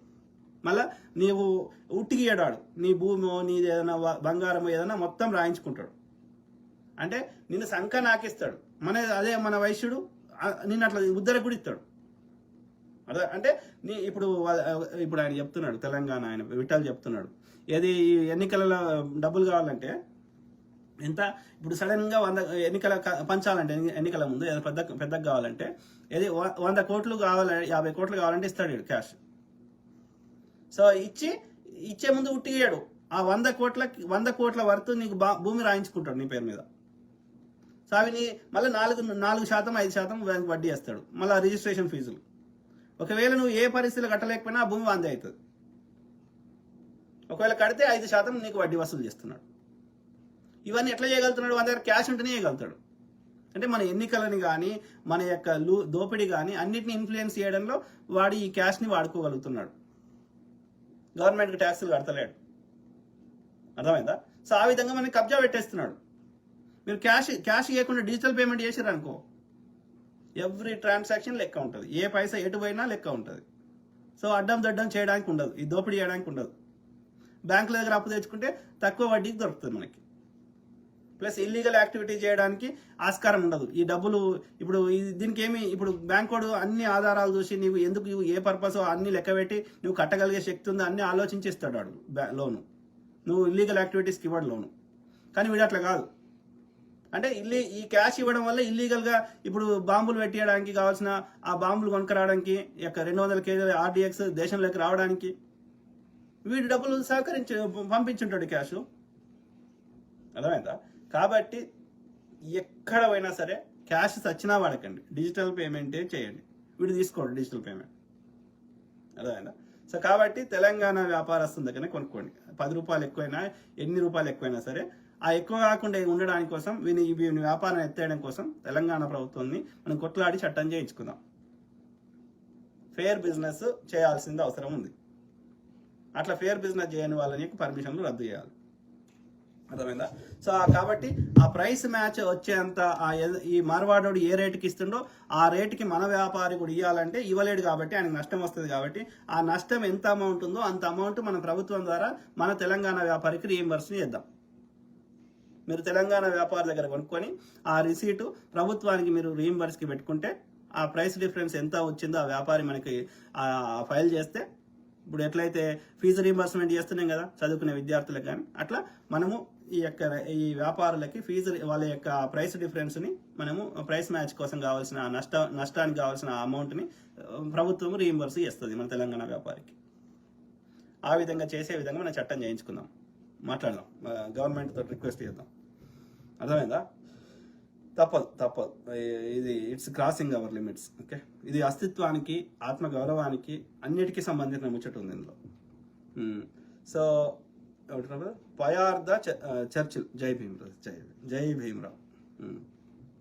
ఏమంటున్నారు రాజేష్ మామిడిపల్లి. సో బ్రదర్, ఆస్ట్రేలియాలో ఆగస్టు 31వ తారీఖున వలసదారులకు వ్యతిరేకంగా ర్యాలీలు జరుగుతున్నాయి. ఈ మార్వాడీలు చేసిన దోపిడీ వల్లనే వాళ్ళు భరించి ఇప్పుడు నిరసనలు తెలియజేస్తున్నారనుకుంటా. ఆస్ట్రేలియా కూడా ఏదైనా బ్రదర్, మనల్ని అంటే రిలేటివ్లీ మన ఎస్పెషల్లీ తెలంగాణ వాళ్ళు అయితే ఇది సాధు జంతువులాగానే బతుకుతారు ఎక్కడికి పోయినా. రిలేటివ్లీ నేను చూస్తున్నా, నేను అనుభవించిన, చూడడం వేరు, నేను అనుభవించిన ఇక్కడ కానీ ఇండియాలో కానీ, ఈ ఆంధ్ర వాళ్ళు కానీ లేకపోతే నార్త్ ఇండియన్స్ కానీ దోపిడీ ఏదైనా అమ్ముకునే స్వభావం, పైసా. అందుకోసం ఎంత నీచానికైనా దిగజారుతున్నారు. ఈ మీరు సినిమా ఇండస్ట్రీ, మోడలింగ్ ఇండస్ట్రీలో చూడండి, అది బెస్ట్ ఎగ్జాంపుల్. కూకట్పల్లి ఏరియా పోయి చూడండి, ఈ నార్త్ ఇండియా వాళ్ళు ఉండే ఏరియాలకు పోయి చూడండి. Very unfortunate. చివరికి పెళ్ళాలను కూడా వండబెట్టి పైసలు వసూలు చేయడానికి ఒక్క నిమిషం కూడా వెనకాడరు పైసలు వస్తాయంటే. ఇంకా అంత నీచంగా మన తెలంగాణ వాళ్ళు ప్రాణమాన్ని ఇస్తారు కానీ అట్లా చేయరు. That is the difference between them and us. ఒక సింపుల్గా, సింబాలిక్గా చెప్తున్నా, ఈజీగా అర్థం కావడానికి చెప్తున్నా. అర్థమైందా? మన బిడ్డనే కొంచెం బట్ట అటు ఇటు వేసుకుంటేనే శీర్షింత కట్టే ఎన్నో కుటుంబాలు ఉన్నాయి మన తెలంగాణలో. వెనకడ కూడా తెలంగాణలో వీళ్ళు రాకముందు కూడా ఎక్కడో తీర్థయాత్రలు పోయే దగ్గర, యాదగిరి గుట్టకానో వేములవాడకానో ఎక్కడో ఫేమస్ దగ్గర కటిక పేదవాళ్ళు, వాళ్ళకి తెలియకుండా ఆ రొంపిలోకి నెట్టివేయబడ్డ మహిళలు తప్ప, వాళ్ళని చూస్తేనే దూరం నుంచి చూస్తేనే వాసన వస్తుంది, ఆడికి పోబుద్ది కాదు. అట్లాంటి ఎవరో చేసుకునేటోళ్ళు రెడ్ లైట్ ఏరియాలో. అక్కడ ఇవాళ మీరు కూకట్పల్లి వండి, ఇంకో హైదరాబాద్లో ఎక్కడికైనా వండి, ఈవెన్ డిస్టిక్లలో కూడా బాగుతుంది ఈ కల్చర్. ఎవరో తెలియదు మనకి. ఇంక కూకట్పల్లి అయితే వరస్తిగా పబ్లిక్లోనే మాట్లాడుతున్నారు, షార్ట్కి ఇంత, ఇది ఇంత అని. నేను వీడియోలు కూడా షేర్ చేసిన. సో అంటే ఏం చెప్తున్నా, వాళ్ళకి డబ్బులు తప్ప వేరే పరమావధి లేదు. For money they go to any extent. చంపడానికైనా సిద్ధమే, వాళ్ళు అమ్ముకోవడానికైనా సిద్ధమే, ఇంకా ఎంత నీచకైనా దిగజారుతారు. తక్కువ టైంలో ఎక్కువ డబ్బులు రావాలంటే ఇల్లీగల్ పనులే చేయాలి. లీగల్ పనులు చేస్తే అన్ని డబ్బులు రావు. సో కాబట్టి వాళ్ళు ఇల్లీగల్ పనులే ఎక్కువ చేస్తున్నారు. ఈ నార్త్ ఇండియాలో ఇట్లనే ఉంది కల్చర్, ఈ ఆంధ్రాలో కూడా ఇట్లనే ఉంది. ఇది కరెక్ట్ కాదు. అక్కడ నార్త్ ఈ కులం పిచ్చి కూడా రెండు చాట్ల ఎక్కువ ఉంది. ఆంధ్రాలో కులం పిచ్చి ఉంది, నార్త్ ఇండియాలో కులం పిచ్చి ఉంది. వాళ్ళు జాతి అంటారు, ఈడ కులం ఉంది.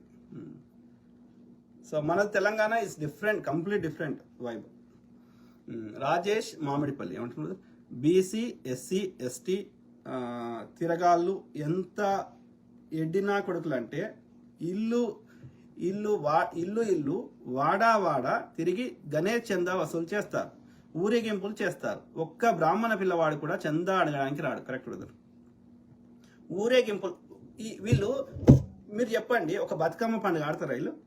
ఒక బోనాలు పండుగ సెలబ్రేట్ చేసుకుంటారా? ఒక ఎల్లమ్మ గుడికి పోతారా?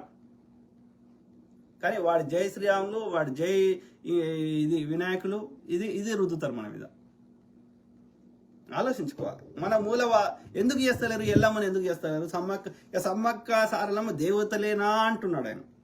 ఎందుకు చేస్తున్నారు? ఎందుకంటే మనం మొక్కే ఎల్లమ్మ, పోషమ్మ, మైసమ్మ, ఈ పోలేరమ్మ, సమ్మక్క, సారలమ్మ వీళ్ళు శూద్రులు, మన లోపల ఒక్కరు.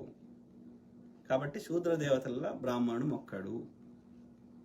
శూద్ర ఆడపిల్ల బతకాలని చెప్పి ఆడపిల్లని బతికించడం కోసం ఈ యొక్క శూద్ర దేవత అయినటువంటి ఆ గౌరమ్మని సెలబ్రేట్ చేసుకుంటే వచ్చిందే బతుకమ్మ పండుగ. కాబట్టి బతుకమ్మ పండుగను శూద్రామె కాబట్టి శూద్ర ఆడబిడ్డ కాబట్టి వీళ్ళు సెలబ్రేట్ చేసుకోలేదు చరిత్రలో ఎప్పుడు.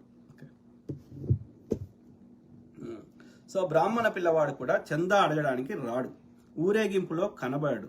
చిన్న పిల్లవాడైన బ్రాహ్మణి కాళ్ళు మనం మొక్కాలే కానీ చిన్నపిల్లవాడైన బ్రాహ్మణుడు కూడా ఈ యొక్క ముసలివాడైన శూద్రుని కాలు మొక్కంగా మీరు ఎక్కడైనా చూసిరా? మీ దండం పెడతా చెప్పండి. అందరం ఒకటే కదా, అందరం హిందువులమే కదా.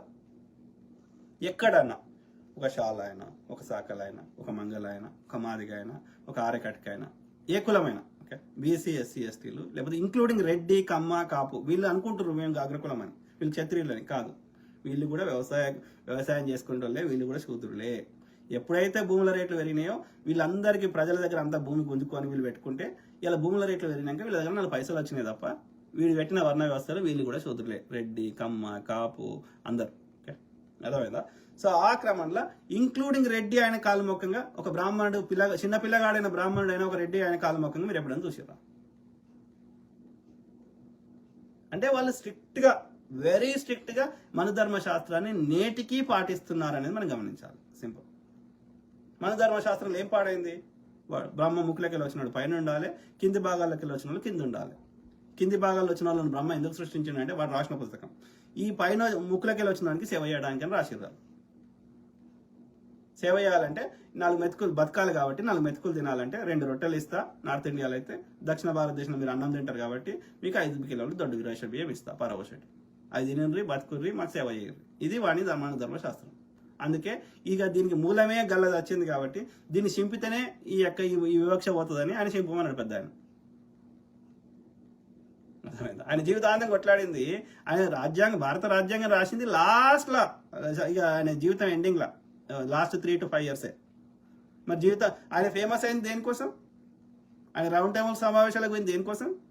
పూనా ఒడంబడిక దేనికోసం కొట్లాడండి? ఆయన రాజ్యాంగం గురించి కొట్లాడాలి. ఆయన అది మహారాష్ట్రలో అదేంది అక్కడ ఆ గుళ్ళకి రానియాలని చెప్పి కొట్లాడింది ఎందుకోసం? అందరు దాగే నీళ్ళు మనం దాగాలని ఎందుకు కొట్లాడిండు? ఆయన బయట జొరతాటలు వేసి కూర్చొని పెడితే ఎందుకు కూర్చొని పెట్టారు అంబేద్కర్ని? అంటే ఎంత వివక్ష ఉంటే అర్థం చేసుకోండి. ఏది ఆయన అత్యంత మేధావి, ఏదైనా ఇట్లా నిమిషాల్లో చెప్తాడు సొల్యూషన్ అని చెప్పి ఆ పాఠం చెప్పేటప్పుడు ఈ దళితుడు కాబట్టి ఊరవతల బడి లోపల కాకుండా బయట కూర్చుని పెట్టాడు జోరతట్టేసి. ఈయన జోరతట్టి ఈయన తెచ్చుకోవాలి మళ్ళీ ఇంటి కాడికి. సో కూర్చుండే పెడితే మళ్ళీ సపరేట్ కుండలు, అర్థమైందా? సో ఆ సపరేట్ కుండలకి వెళ్ళి కూడా ఈయన నీళ్ళు ముంచుకొని తాగొద్దు, మిగతా వాళ్ళు తాగొచ్చు, కానీ ఈయనకు ప్యూన్ వస్తాడు, అటెండర్ వస్తాడు పైకి వెళ్ళి. నా చిన్నప్పుడు చూసినాక ఇట్లా పైసలకి ఇట్లా ఇష్టం పైకి వెళ్ళి, అర్థమైందా? సో ఆ విధంగా ఇప్పటికి కూడా ఇస్తారు. చిన్నజీవ స్వామి దగ్గర పోయి అడగండి, ఫస్ట్ నీ కులం గోత్రం అడుగుతాడు. అడిగినాక ఆయన నీతో ఎట్లుంటాడో చూడండి ఒకసారి. దరిదాపులకు కూడా రానియాడు, అర్థమైందా? సో ఆ క్రమంలో ఏది అంబేద్కర్ గారికి ఆ లోపల పాఠం చెప్తుంటే ఆ క్వశ్చన్ అడిగిండు సారు, ఎవ్వరికి వస్తలేదు. ఈయన పోయి చెప్పాలంటే ఆ బోర్డు వెనకాల ఈ మిగతా కులాల అగ్రకులాల పిల్లల యొక్క టిఫిన్ డబ్బాలు ఉన్నాయి, సర్ది లంచ్ బాక్సులు. ఆ లంచ్ బాక్సుల దగ్గర ఆయన బోర్డు దగ్గరికి వస్తే వాళ్ళ లంచ్ బాక్సులు అపవిత్రమే అని చెప్పి ఈయన రానియలే. అంత అంటే ఆయనకు ఏది కిరాయి ఇయ్యలే. సో కాబట్టి ఆ వివక్షకు వ్యతిరేకంగా ఆయన జీవితాంతం పోరాటం చేసిండు. ఆయన రౌండ్ టేబుల్ సమావేశాలు దళితులకి ప్రతినిధిగా పిలిచిర్రు ఆయన. He became popular as a Dalit leader, అర్థమైందా? దళితులు ఒక 18-20% దాకా ఉండే జనాభా. సో వీళ్ళకి ఒక ప్రతినిధిగా వీళ్ళ హక్కుల కోసం పోరాడిన మహనీయుడు యొక్క పూనా ఒడంబడిక ద్వారా దళితులకి యొక్క రాజ్యాంగ ఏది చట్టసభల్లో అవకాశం కల్పించిండు, విద్యా ఉద్యోగాల్లో. సో ఆ విధంగా ఆయన దళితుల లీడర్గానే ఆయన మెజారిటీ లైఫ్ గడిపిండు.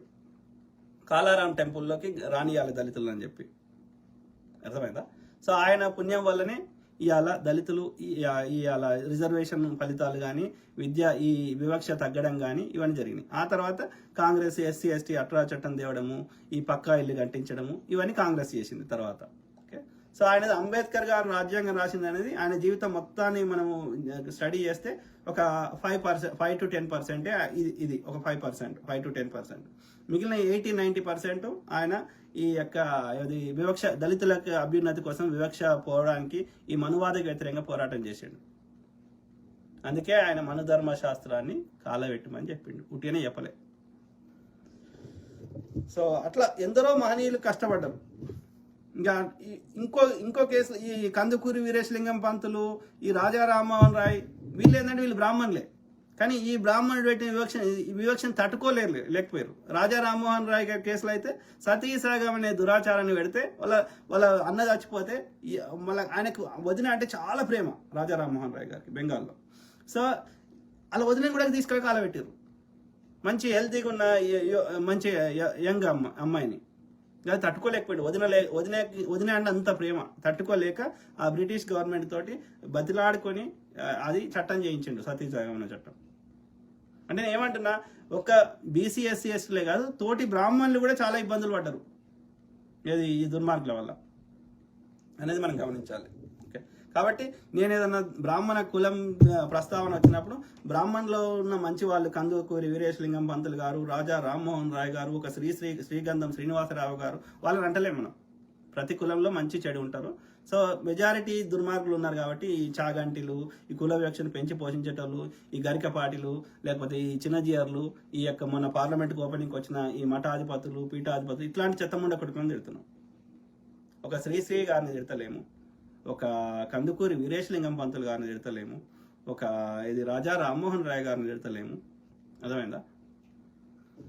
సో అది గమనించాల్సింది. ఓకే, సో నా కొడుకులు ఉంటే ఇల్లు వాడా తిరిగి గణేష్ చందాలు వసూలు చేస్తారు. ఎవరు? బీసీ ఎస్సీ ఎస్టీలు. ఊరేగింపులు చేస్తారు. ఒక్క బ్రాహ్మణ పిల్లవాడు కూడా చందా అడగడానికి రాడు. కరెక్ట్. ఊరేగింపులో కనబడు. వీళ్ళు పోగు చేసిన పైసలు పూజ చేసి డబ్బులు తీసుకొని వెళ్ళిపోతాడు. కరెక్ట్. చాలా పెద్ద ముచ్చట చెప్పినావు కదా. వీడు చంద చేసుకొని వీడి ఇంటింటికాడ వసూలు చేసిన పైసలు వాడు పూజ చేసి ఎత్తుకుపోతాడు. వీడి కష్టాన్ని వాడు ఎత్తుకోబోతున్నాడు. కరెక్టే కదా? రియల్. ఇప్పుడు దేవుని పేరు మీద చందా వసూలు చేస్తాడు, అది హుండీలు వేస్తాం, దేవుడు తింటాడా? ఈ బ్రాహ్మణుడే ఎత్తుకోబోతున్నాడు. కరెక్ట్. ఇలా నాగబంధనాలు వేసి అలా దాచిపెట్టిరు బంగారం సంపద. రాజును కూడా పరిపాలన చేయనీయలే, దేశంలో ఉన్న సంపదను తీసుకెళ్ళి గుళ్ళే దాచిపెట్టుకున్నాడు. దుర్మార్గుడు. యుద్ధము రాజు చేయాలి, సస్తే వాడు చావాలి. వ్యాపారం వైశ్యుడు చేయాలి, సస్తే వాడు చావాలి, వాడు నష్టపోవాలి. ఇక మొద్దు పని అంతా మనం చేయాలి. మరి వీడేం చేస్తారా? వీళ్ళందరితో పని చేయించుకొని సుఖాలను భవిస్తారు. అర్థమైందా? దుర్మార్గుడు, మామూలు దుర్మార్గుడు కాదు. ఊరేగింపులో కనబడు. వీళ్ళు పోగు చేసిన పైసలు చేసుకొని పూజ చేసి డబ్బులు తీసుకొని వెళ్ళిపోతాడు. కరెక్ట్. మన వాళ్ళకి ఇంకా తెలివి రావట్లేదు కాబట్టి అందుకే అంటున్నా నేను, ఈ సువర్ణ అక్షరాలతోటి లేకపోతే ఆ యొక్క శిలా ఫలకాల మీద శాశ్వతంగా ఉండిపోయేటట్టు రాసుకోండి. హిందువులు వేరు. హిందువులు అంటే ఈ హిందుస్థాన్ మీద, సింధుస్థాన్ మీద ఈ యొక్క ఉండేటువంటి మూలవాసులు, ఇండిజినస్ పీపుల్. ఓకే, ఈ హిందువులు వేరు. ఈ సనాతనము ఈజ్ నథింగ్ బట్ ఆర్యులు వేరు. ఇది రాసి పెట్టుకోండి. ఆర్యులు మన హిందువులు కాదు. ఇది గుర్తుపెట్టుకుంటే అన్ని సెటరేట్ అవుతాయి. సనాతనము లేదా ఆర్యులు వేరు, హిందువులు మూలవాసులైన శూద్రులు లేదా హిందువులు వేరు. ఆర్యులు శూద్రులు. ఓకే, నథింగ్ బట్ సనాతనము హిందువులు. హిందువులన్నా శూద్రులన్నా ఒకటే. ఇది గుర్తుపెట్టుకోండి. మనందరం హిందువులం మనం. కానీ ఈ సనాతనం ఆర్యుడు వాడు హిందువు కాదు, వాడు ఆర్యుడు. ఆర్యుడు అంటేనే వాని ఇరాన్ పేరేంది? ఇరాన్ ఎందుకు వచ్చింది? ఇరాన్ అంటే అది ఏం కాదు, ఆర్యన్నే ఇరాన్. మీరు దాన్ని చదవండి. ఇరాన్ ఆర్యన్నే వాడు ఇరాన్ అన్నాడు. అర్థమైందా? సో ఆర్యన్ అంటే గొప్పవాడు అని అర్థం. మనం చిన్నప్పుడు లెటర్ రాసిన ఆర్యా అని రాష్ట్రం కదా, అయ్యా లేదా ఆర్యా అని. సో ఆర్యుడు అంటే గొప్పవాడు అని అర్థం. అట్లా కాబట్టి హిందువులకు నేను చెప్పేది ఏంటంటే, బ్రాహ్మణులు చందా అడగడానికి రాకపోతే ఎవరు కూడా గణేష్ చందా రాయకండి. గణేష్ చందా రాసే బదులు ఎల్లమ్మ చందా రాయండి, బోనాల చందా రాయండి. ఎందుకంటే అది ఏమన్నా శూద్రునికి పోతాయి. ఓకే, ఈ బ్రాహ్మణుడు ఎందుకు ఎత్తుకోవాలి? ఆర్యుడు ఎందుకు ఎత్తుకోవాలి? Noman Sheikh all black markets are Marwaris but still yielding Bal Thackeray. Correct brother, Noman Sheikh brother, well said. So అదే మిత్రులారా, ఐ కీప్ టాకింగ్, మాట్లాడుతూనే ఉంటా. ప్రతి అంశం మీద అవగాహన చేస్తా, అట్లనే మీ తరఫున వాయిస్ ఇస్తా. ఓకే, అందరూ బాగుండాలి, అందులో మనం ఉండాలి. Okay, God bless all, take care and have good night. Bye.